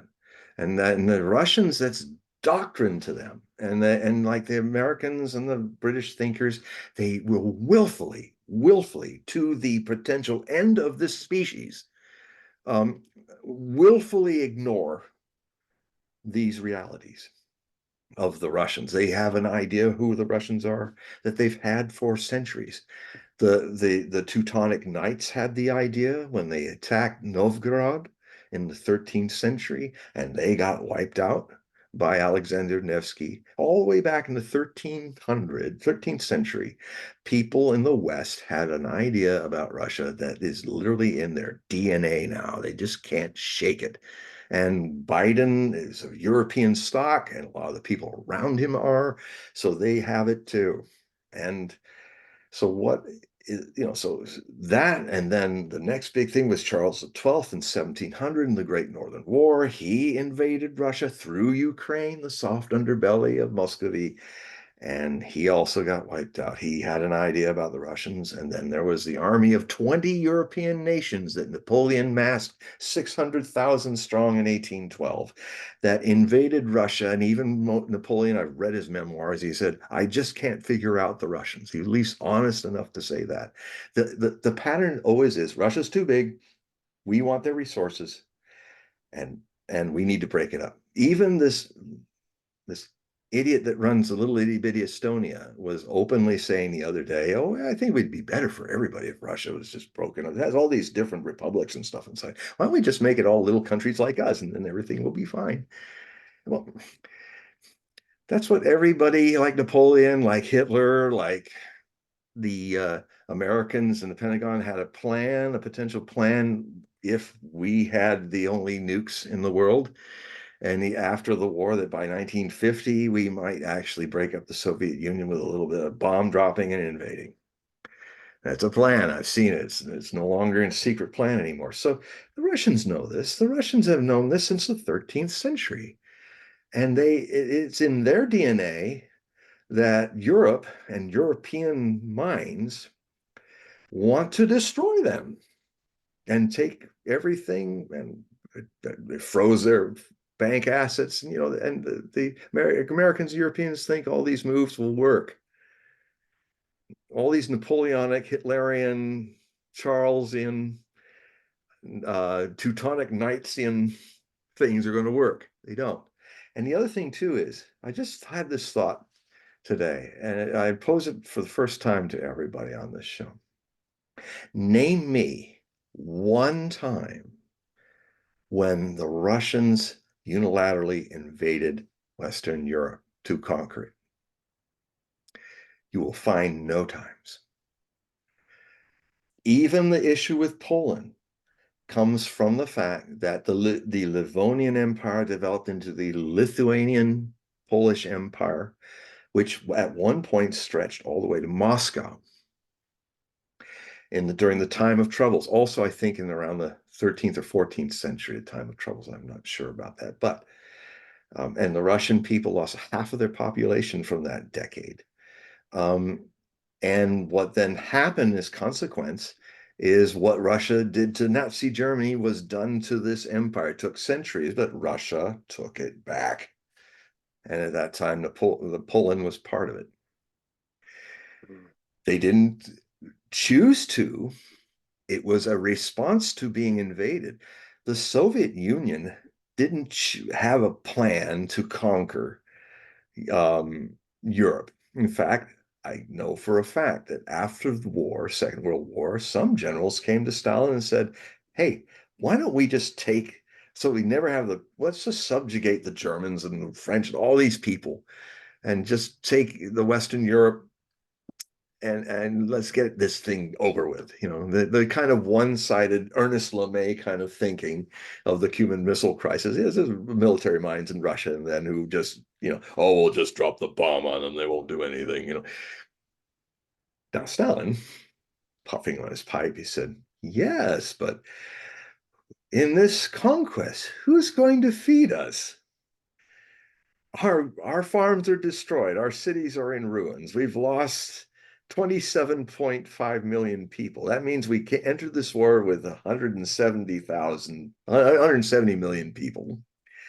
And if you kind of affect that there would be replacements from birth, because the argument used to be, oh well, world wars are good because they depopulate the world and make it less crowded. And I used to hear this all the time in Rolling Hills High School from my fellows in high school, and I said, yeah, well, I guess it depends on who gets cut, and if it's you, it's not fair, is it? And then anyway, this one guy kept getting on me with it, and I said, you know what, I did a study after what you said about depopulation of the world. Are you aware that in the 6 years of World War II, with the loss of 60 million people, that the mean population of Earth increased by 250 million? So it just slowed it down a little. Maybe the curve just went a little flatter. But then after the war, it was a baby boom too. So Mhm. it just doesn't happen in modern times like that. And the only kind of war that would work in that would be the war that no one will have a civilization surviving from, and that would be a thermonuclear war. Yeah, that'll do it. That'll do it. Or um, or something else that's a subject for another discussion. But the very concerning thing I'm seeing, I will be finishing my book on Nostradamus's plague prophecies and what he had to say about the the certain problem that happened back in 2020 through 2021 that shall not be named. You know what I mean, you know. Oops, somebody's pointing at my shoulder here. And um, there are things developing from that little experiment that have ramifications for the future population of humanity. That I'm looking at this thing now. I don't like what I'm looking at, but that's for another night. Um, so issues of population crashes are very likely as part of this chaos that's happening in the longer term. But certainly, if you ask Ukraine about population crashes, their population is maybe under 20 million now. It used to be a country of 35 million. 6, 7 million people have left, not wanting to come back. There's a whole lot of young men that are dying trying to cross the Danube River and get out from literally being sacrificed all across Ukraine. These gangs of military police, or they're not bribed to stop grabbing. They're just grabbing people off the streets. I've watched a lot of footage of it. You will see it on X. You will see it. You won't see it on the mainstream news, but and a lot. So Ukraine is an example of what can happen to a lot of places. Politically, it's about to collapse. Um, and it may politically collapse before even the army collapses sometime in the summer. But anyway, so back to Lee. Lee gets in Five Forks. He's finally the line after 9 months, over 9 months, held its ground. Nobody budging, just wars fighting on the trenches. When the line unraveled, it did in less than 3 days, all 35 miles of it. And the Army of Northern Virginia were on the roads to Appomattox, trying to get to Lynchburg, trying to cross the James River and maybe there was supposed to be a lot of supplies waiting for them in Lynchburg. So everybody was marching to Lynchburg. And as they were being hounded to all sides by a much larger Union force of Ulysses S. Grant's men, and they were 20 miles from the James River when they were finally surrounded. And then Lee had to surrender to the Army of Northern Virginia and disbanded, beginning the beginning of the end of the Confederate States of the United States, returning back into the Union. Um, Five Forks, I had this kind of leap of inspiration. I said, well, there are Five Forks poked potentially in the Ukrainian lines. And what's this thing happening north of the main lines, north of Kharkov? This is the Russians reading their Civil War military history. They are these buffer zones. They're not going to go into Kharkov. They're going to make a buffer zone and then they're going to entrench it. And the Ukrainians are doing exactly what Grant wanted the Confederates to do. They've stopped the advance in some places, but to do that, Syrskyi, the commander of the Ukrainian forces, had to pull platoons, companies out of the entire eastern Ukrainian line, thinning it out. And that's exactly what the Russians wanted them to do. They're going to extend that line all the way over so that the Ukrainians have to man it all the way to where their actual major lines are. Sumy, next west of Kharkov, is about to also do that, if not do a direct attack, and there's nobody guarding that. And in Chernigov, I use the Russian names because I frankly think they're all going to go, but not Chernigiv anymore, Kiev, or it's going to be Kiev and not Kharkov, because that's the future of this. These lands are returning to the Ruski Mir, the Russian world. And so what's going to happen then is you got a whole northern front that the Ukrainians are going to have to man in some way. And so you have a super Richmond Petersburg line. We're talking about a couple thousand kilometers. It's a bigger war and there's more men involved, but it'll have the same effect. There will be then 5 forks. There'll be a piercing from the Kharkov line, the Sumy line, the Chernigov line. So the first 3 forks poking the pie and deflating Ukraine's ability to defend itself. And then there's 2 major forks, Kupiansk and the 2-pronged fork of Chasiv Yar in the central part of the Donbass front. And Chasiv Yar and Horlivka, Terentia, or something like that. That's the farther south towards the Adivka breakout that's been happening since February. These are the places where the forks are going to pierce the line. And when it happens, probably in June, definitely in July, it'll be a very dramatic unraveling of the Ukrainian line, just like what happened to Robert E. Lee. And the James River will be replaced by the Ukrainian forces trying to get across the Dnieper River, which divides Western Ukraine from Eastern Ukraine. And they may not, and the difference is they're not only going to be attacked from behind, they're going to be attacked from the air in the modern war, and there'll be a lot of highways of death that the Ukrainian army is running over, just like what happened to the Germans when they tried to get back to the Ukraine in the Ukraine front of World War II, desperately trying to get to Dnieper to make a defense there. There's also a possibility that when they get to the Dnieper, the Russians have used their hypersonic missiles to take down all the bridges. And then 3/4 of the Ukrainian army is trapped and unsupplied on the wrong side of the Dnieper, with a force of Russians that can very easily create a network of pontoon bridges if they wish to cross over and take the rest, which they are compelled to do. They don't want to do it. But here's what then happens. This gets about this chaos factor. It goes beyond this desperate attempts are being committed. I mean, I do see a correlation to Fiso being shot and to the assassination attempt on the crown prince, and the we don't know yet. There was a lot of dumb things that apparently happened.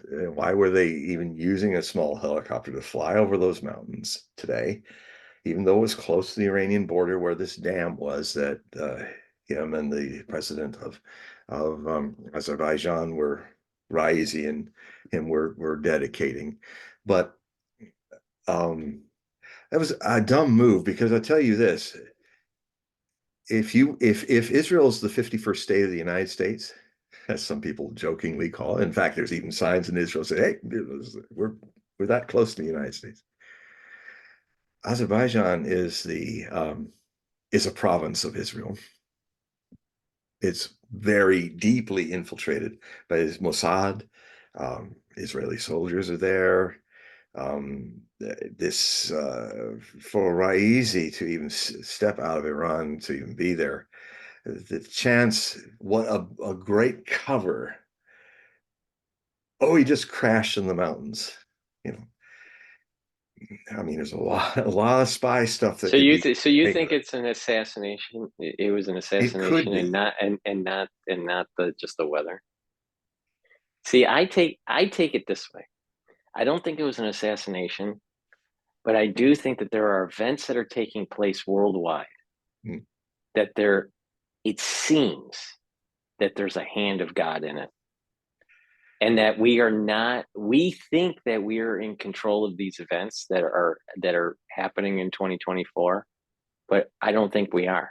And I think that, but that may be a little bit too metaphysical for many people to digest. But Well, it cuts both ways. Chaos creates order. So chaos is very necessary, part of stability. The antithesis of stability is, and we're in a period where a certain kind of stability, which has been dominating the world for 5 centuries, is rapidly coming to an end. So that is creating a world of chaos, mm, which will, and there's always, when something new happens, even a new idea, even in something as simple as somebody having a new idea, you'll find that new ideas, even if they are better ideas than the ideas we are familiar with all their faults, people are programmed to resist change.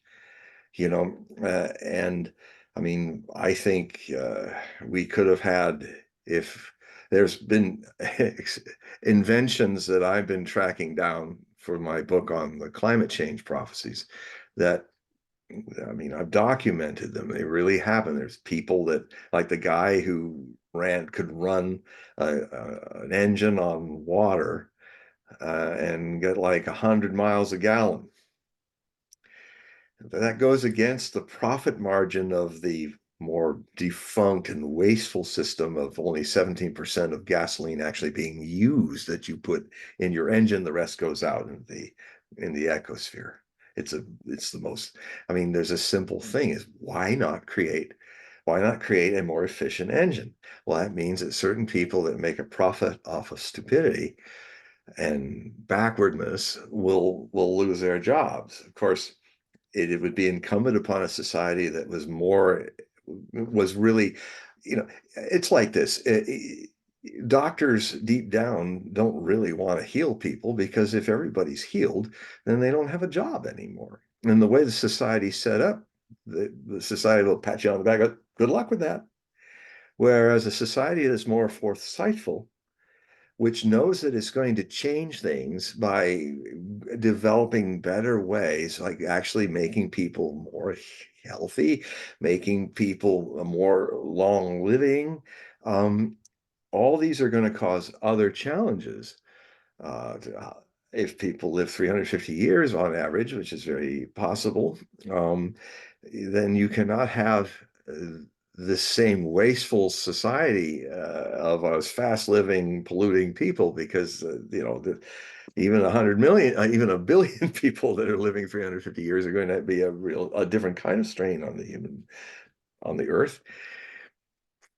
So, but the other thing too is there should be, a society should take away the fear of people that, well, if we improve things, I'll be out of a job. Like the cop will say, well, then I can't be a policeman anymore. Well, then what's the doctor going to do? I mean, I think I've said on the show already, there's an old Chinese way they did it.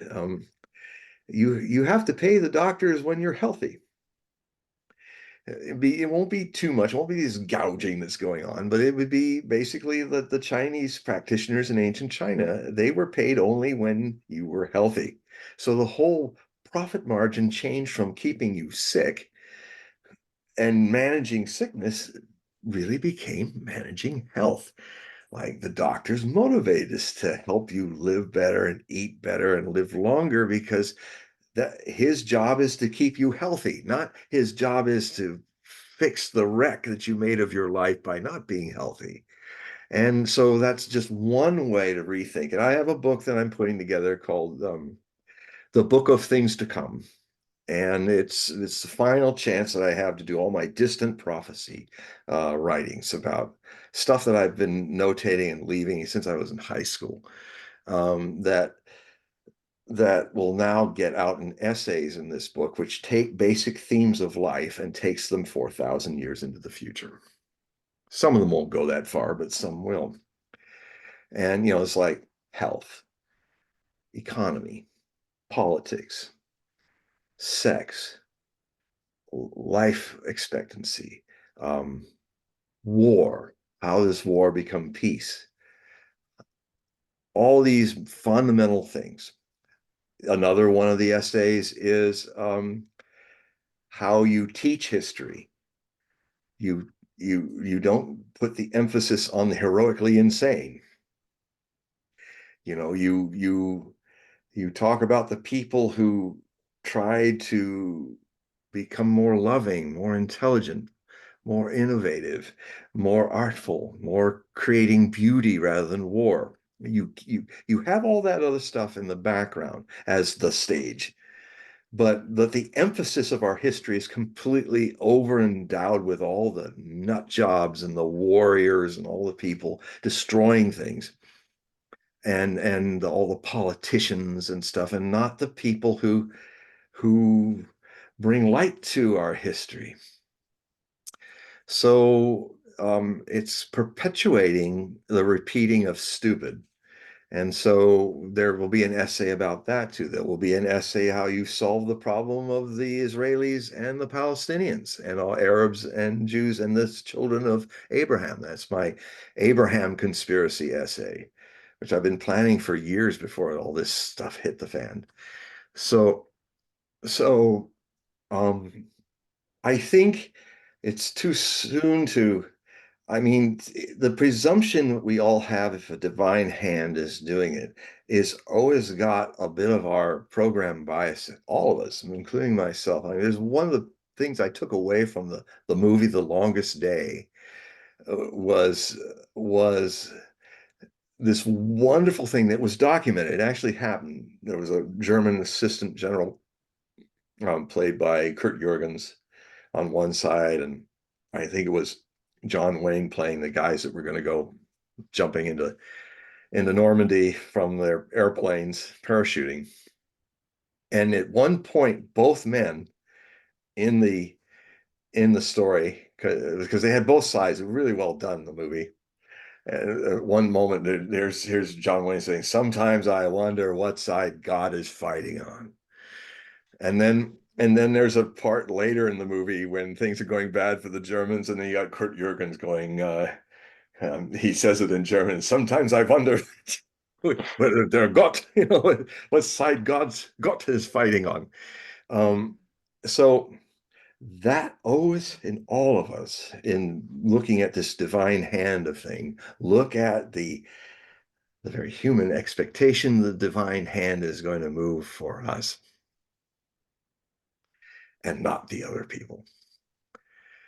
So and unfortunately, people in power in this current Israeli government are really stuck on the divine hand. It's with us, because you know we're the seed of Abraham that counts, not the equal seed of the people that were starving to death over a few miles away. And the other thing too is about mainstream media. I'm discovering from my Israeli sources that Israeli news is not reporting much at all about what's going on in Gaza, the massacres, the starving, and stuff like that. They're keeping a lid on it for the people of Israel. They don't want people to know because I think there's a number. I mean, look what happened. Look what happened when Netanyahu was trying to change the court system so that in the new interpretation of the basic law of the Israeli state, the Jewish state, you could like overrule the courts. There were some people ready to go to a civil war over that. I mean, this is the other factor that Israel may be facing is while they're fighting all these people left, right, and center, insinuating themselves in wars with people, they might have a civil war inside their own borders to deal with. It'll be a minority, but it'll be an armed minority like the rest of Israel. I mean, everybody's got a gun. Some people who are in the army, they still walk with their M16 slung over their backs wherever they go. So, it would be, since Israel is kind of like attempting to be a Jewish Sparta, although not as well trained as the Spartans, they're armed like Sparta. And if there's a civil war in Sparta, everybody's got a gun, everybody's got a spear, uh, so even if it's a small minority, it was scary enough to actually make Netanyahu back off. But so yes, there is I'm looking at the clock.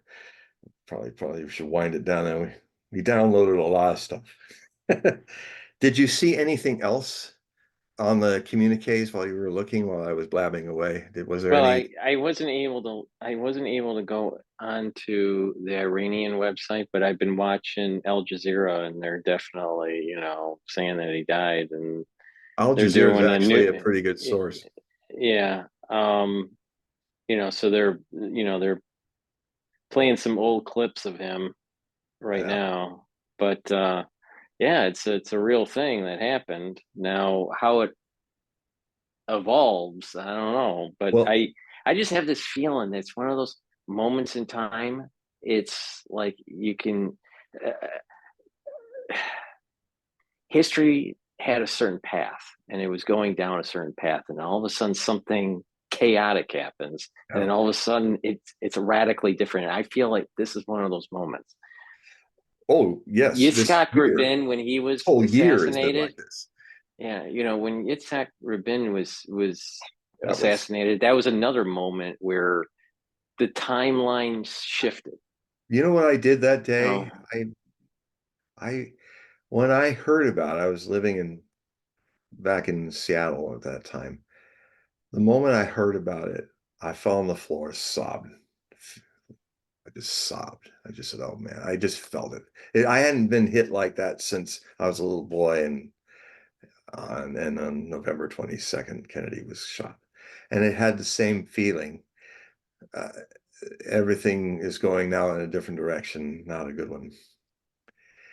And I felt that. I think that the moment that Yitzhak Rabin was shot in the back by a fanatic Jewish West Bank settler who was very much admired and even part of Ben Gavir's gang.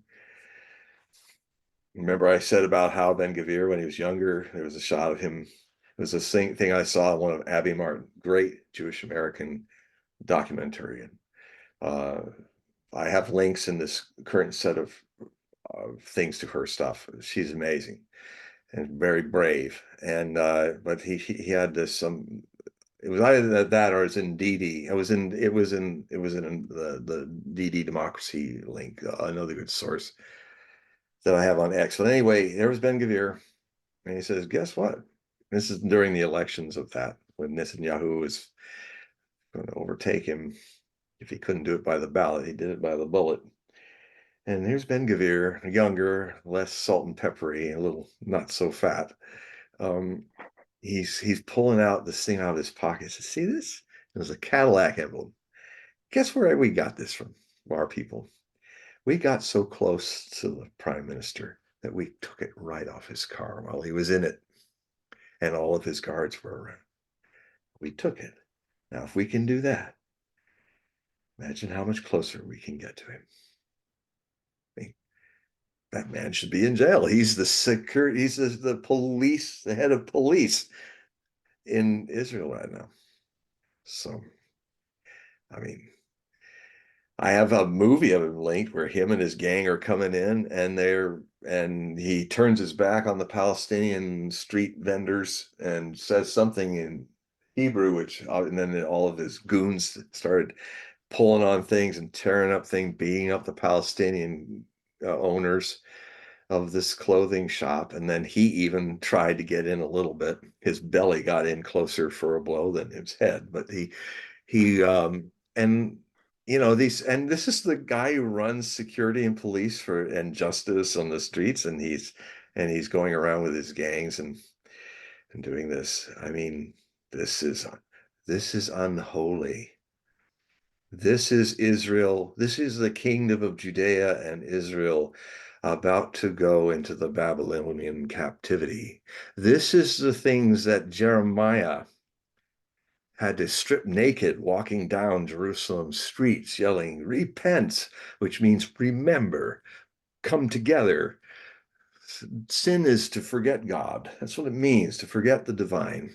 Repent, come back, because you're heading, Babylonians conquered them. They burned down the first temple. I mean, this is an Israel that is seeking another end, the end of the Amalekites, but they're running right into the end of Judea and and Israel, the two kingdoms, and the captivity of the survivors. And ironically, who saved Israel in those days are the very same people, the Iranians, that they want to destroy. So this group is not only facing the utter destruction of, again, biblically, from their forgetting God and forgetting repenting and forgetting being decent people, yeah, fearing God, this arrogance, it will lead them exactly, it is heading towards exactly the same. It's not just me saying it. It is my contacts in Israel, Kabbalists and people were also saying it. And the Iranians are not going to rebuild the Jewish state like they did in the Bible back then after the Babylonians were conquered. That door is shut too. They may be, ironically, karma comes back, the hand that helped King Cyrus comes back to hit the Iranian people who are the descendants of the Persians. And so, yeah, there's a lot of, if you think biblically too unconsciously, you end up getting things from the Bible happening to you that you really weren't planning for. Mhm.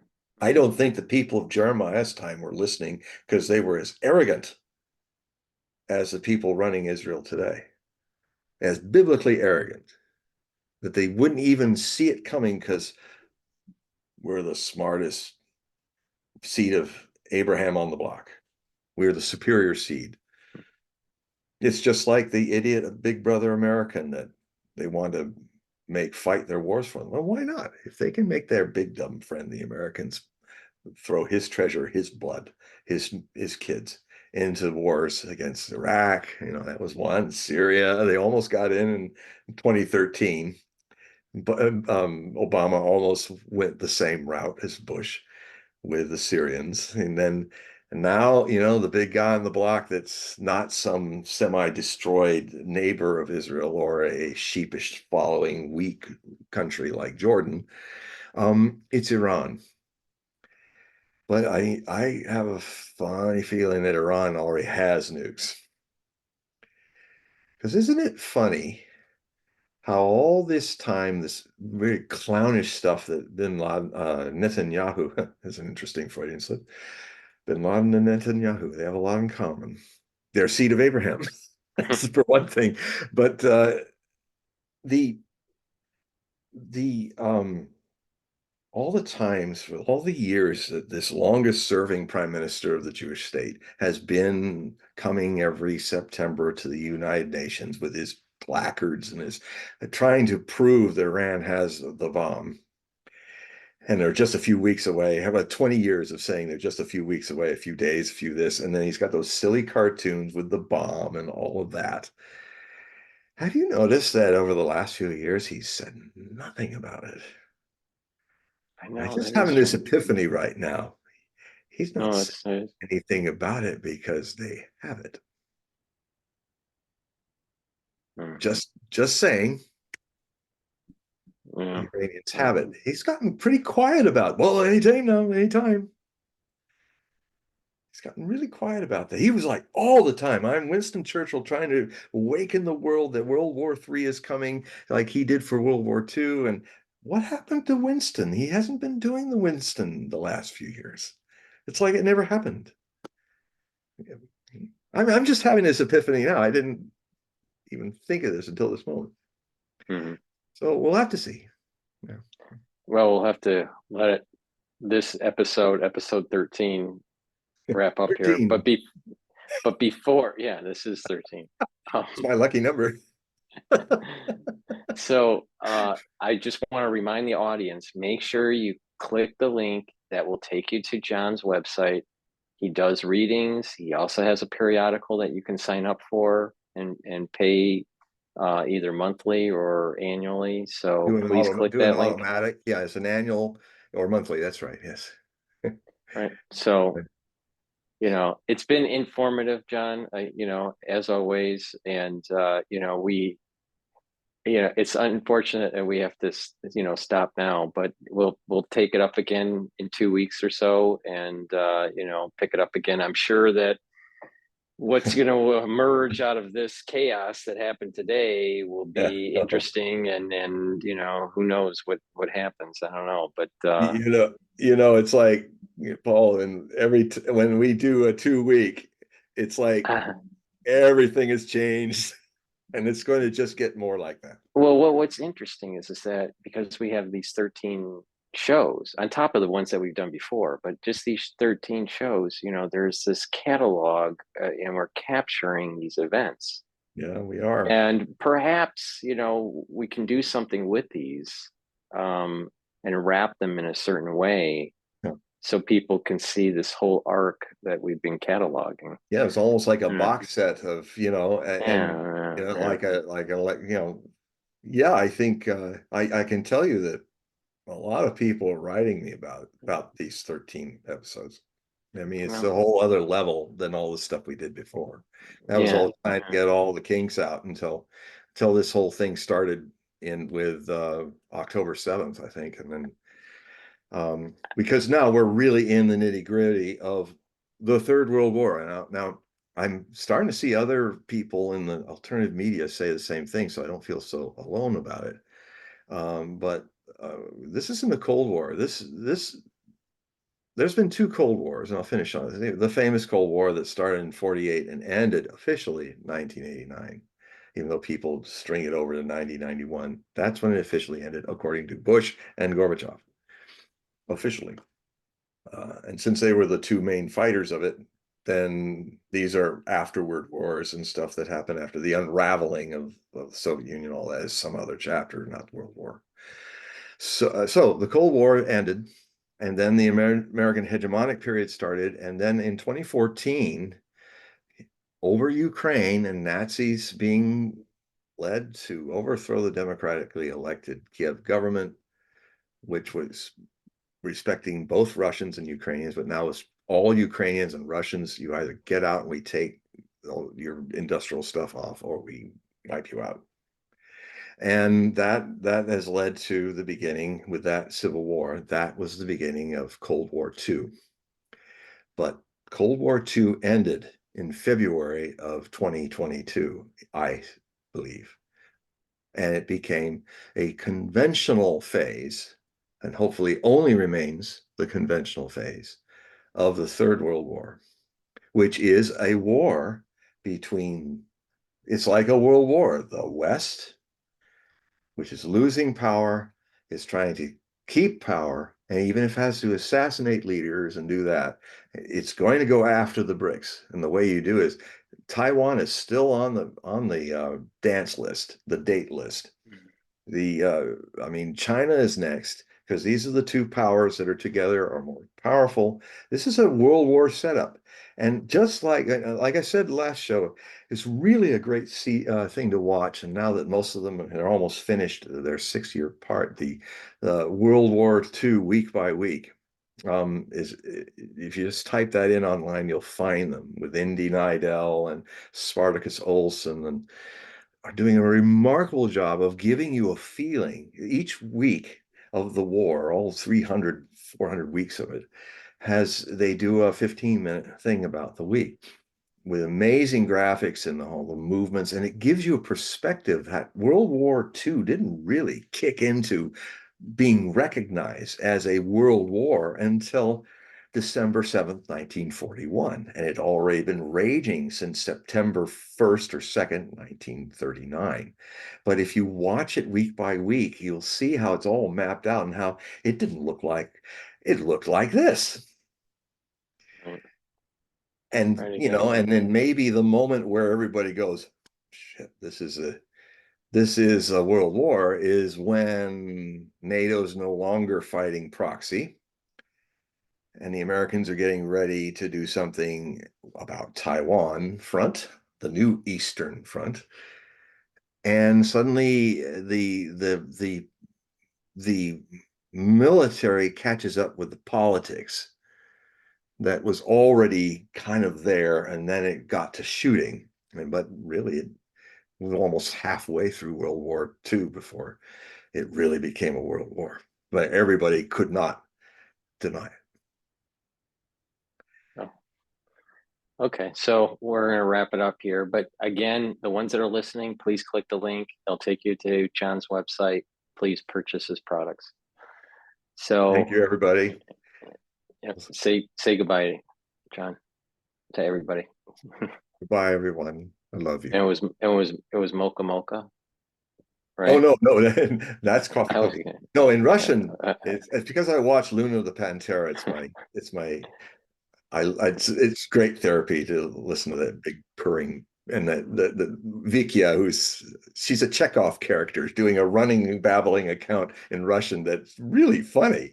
what was And it called? anyway, so she always ends it with the bye bye in Russian, which is poka poka Polka polka. Right. poka poka. Okay. All right. So let me stop the recording here.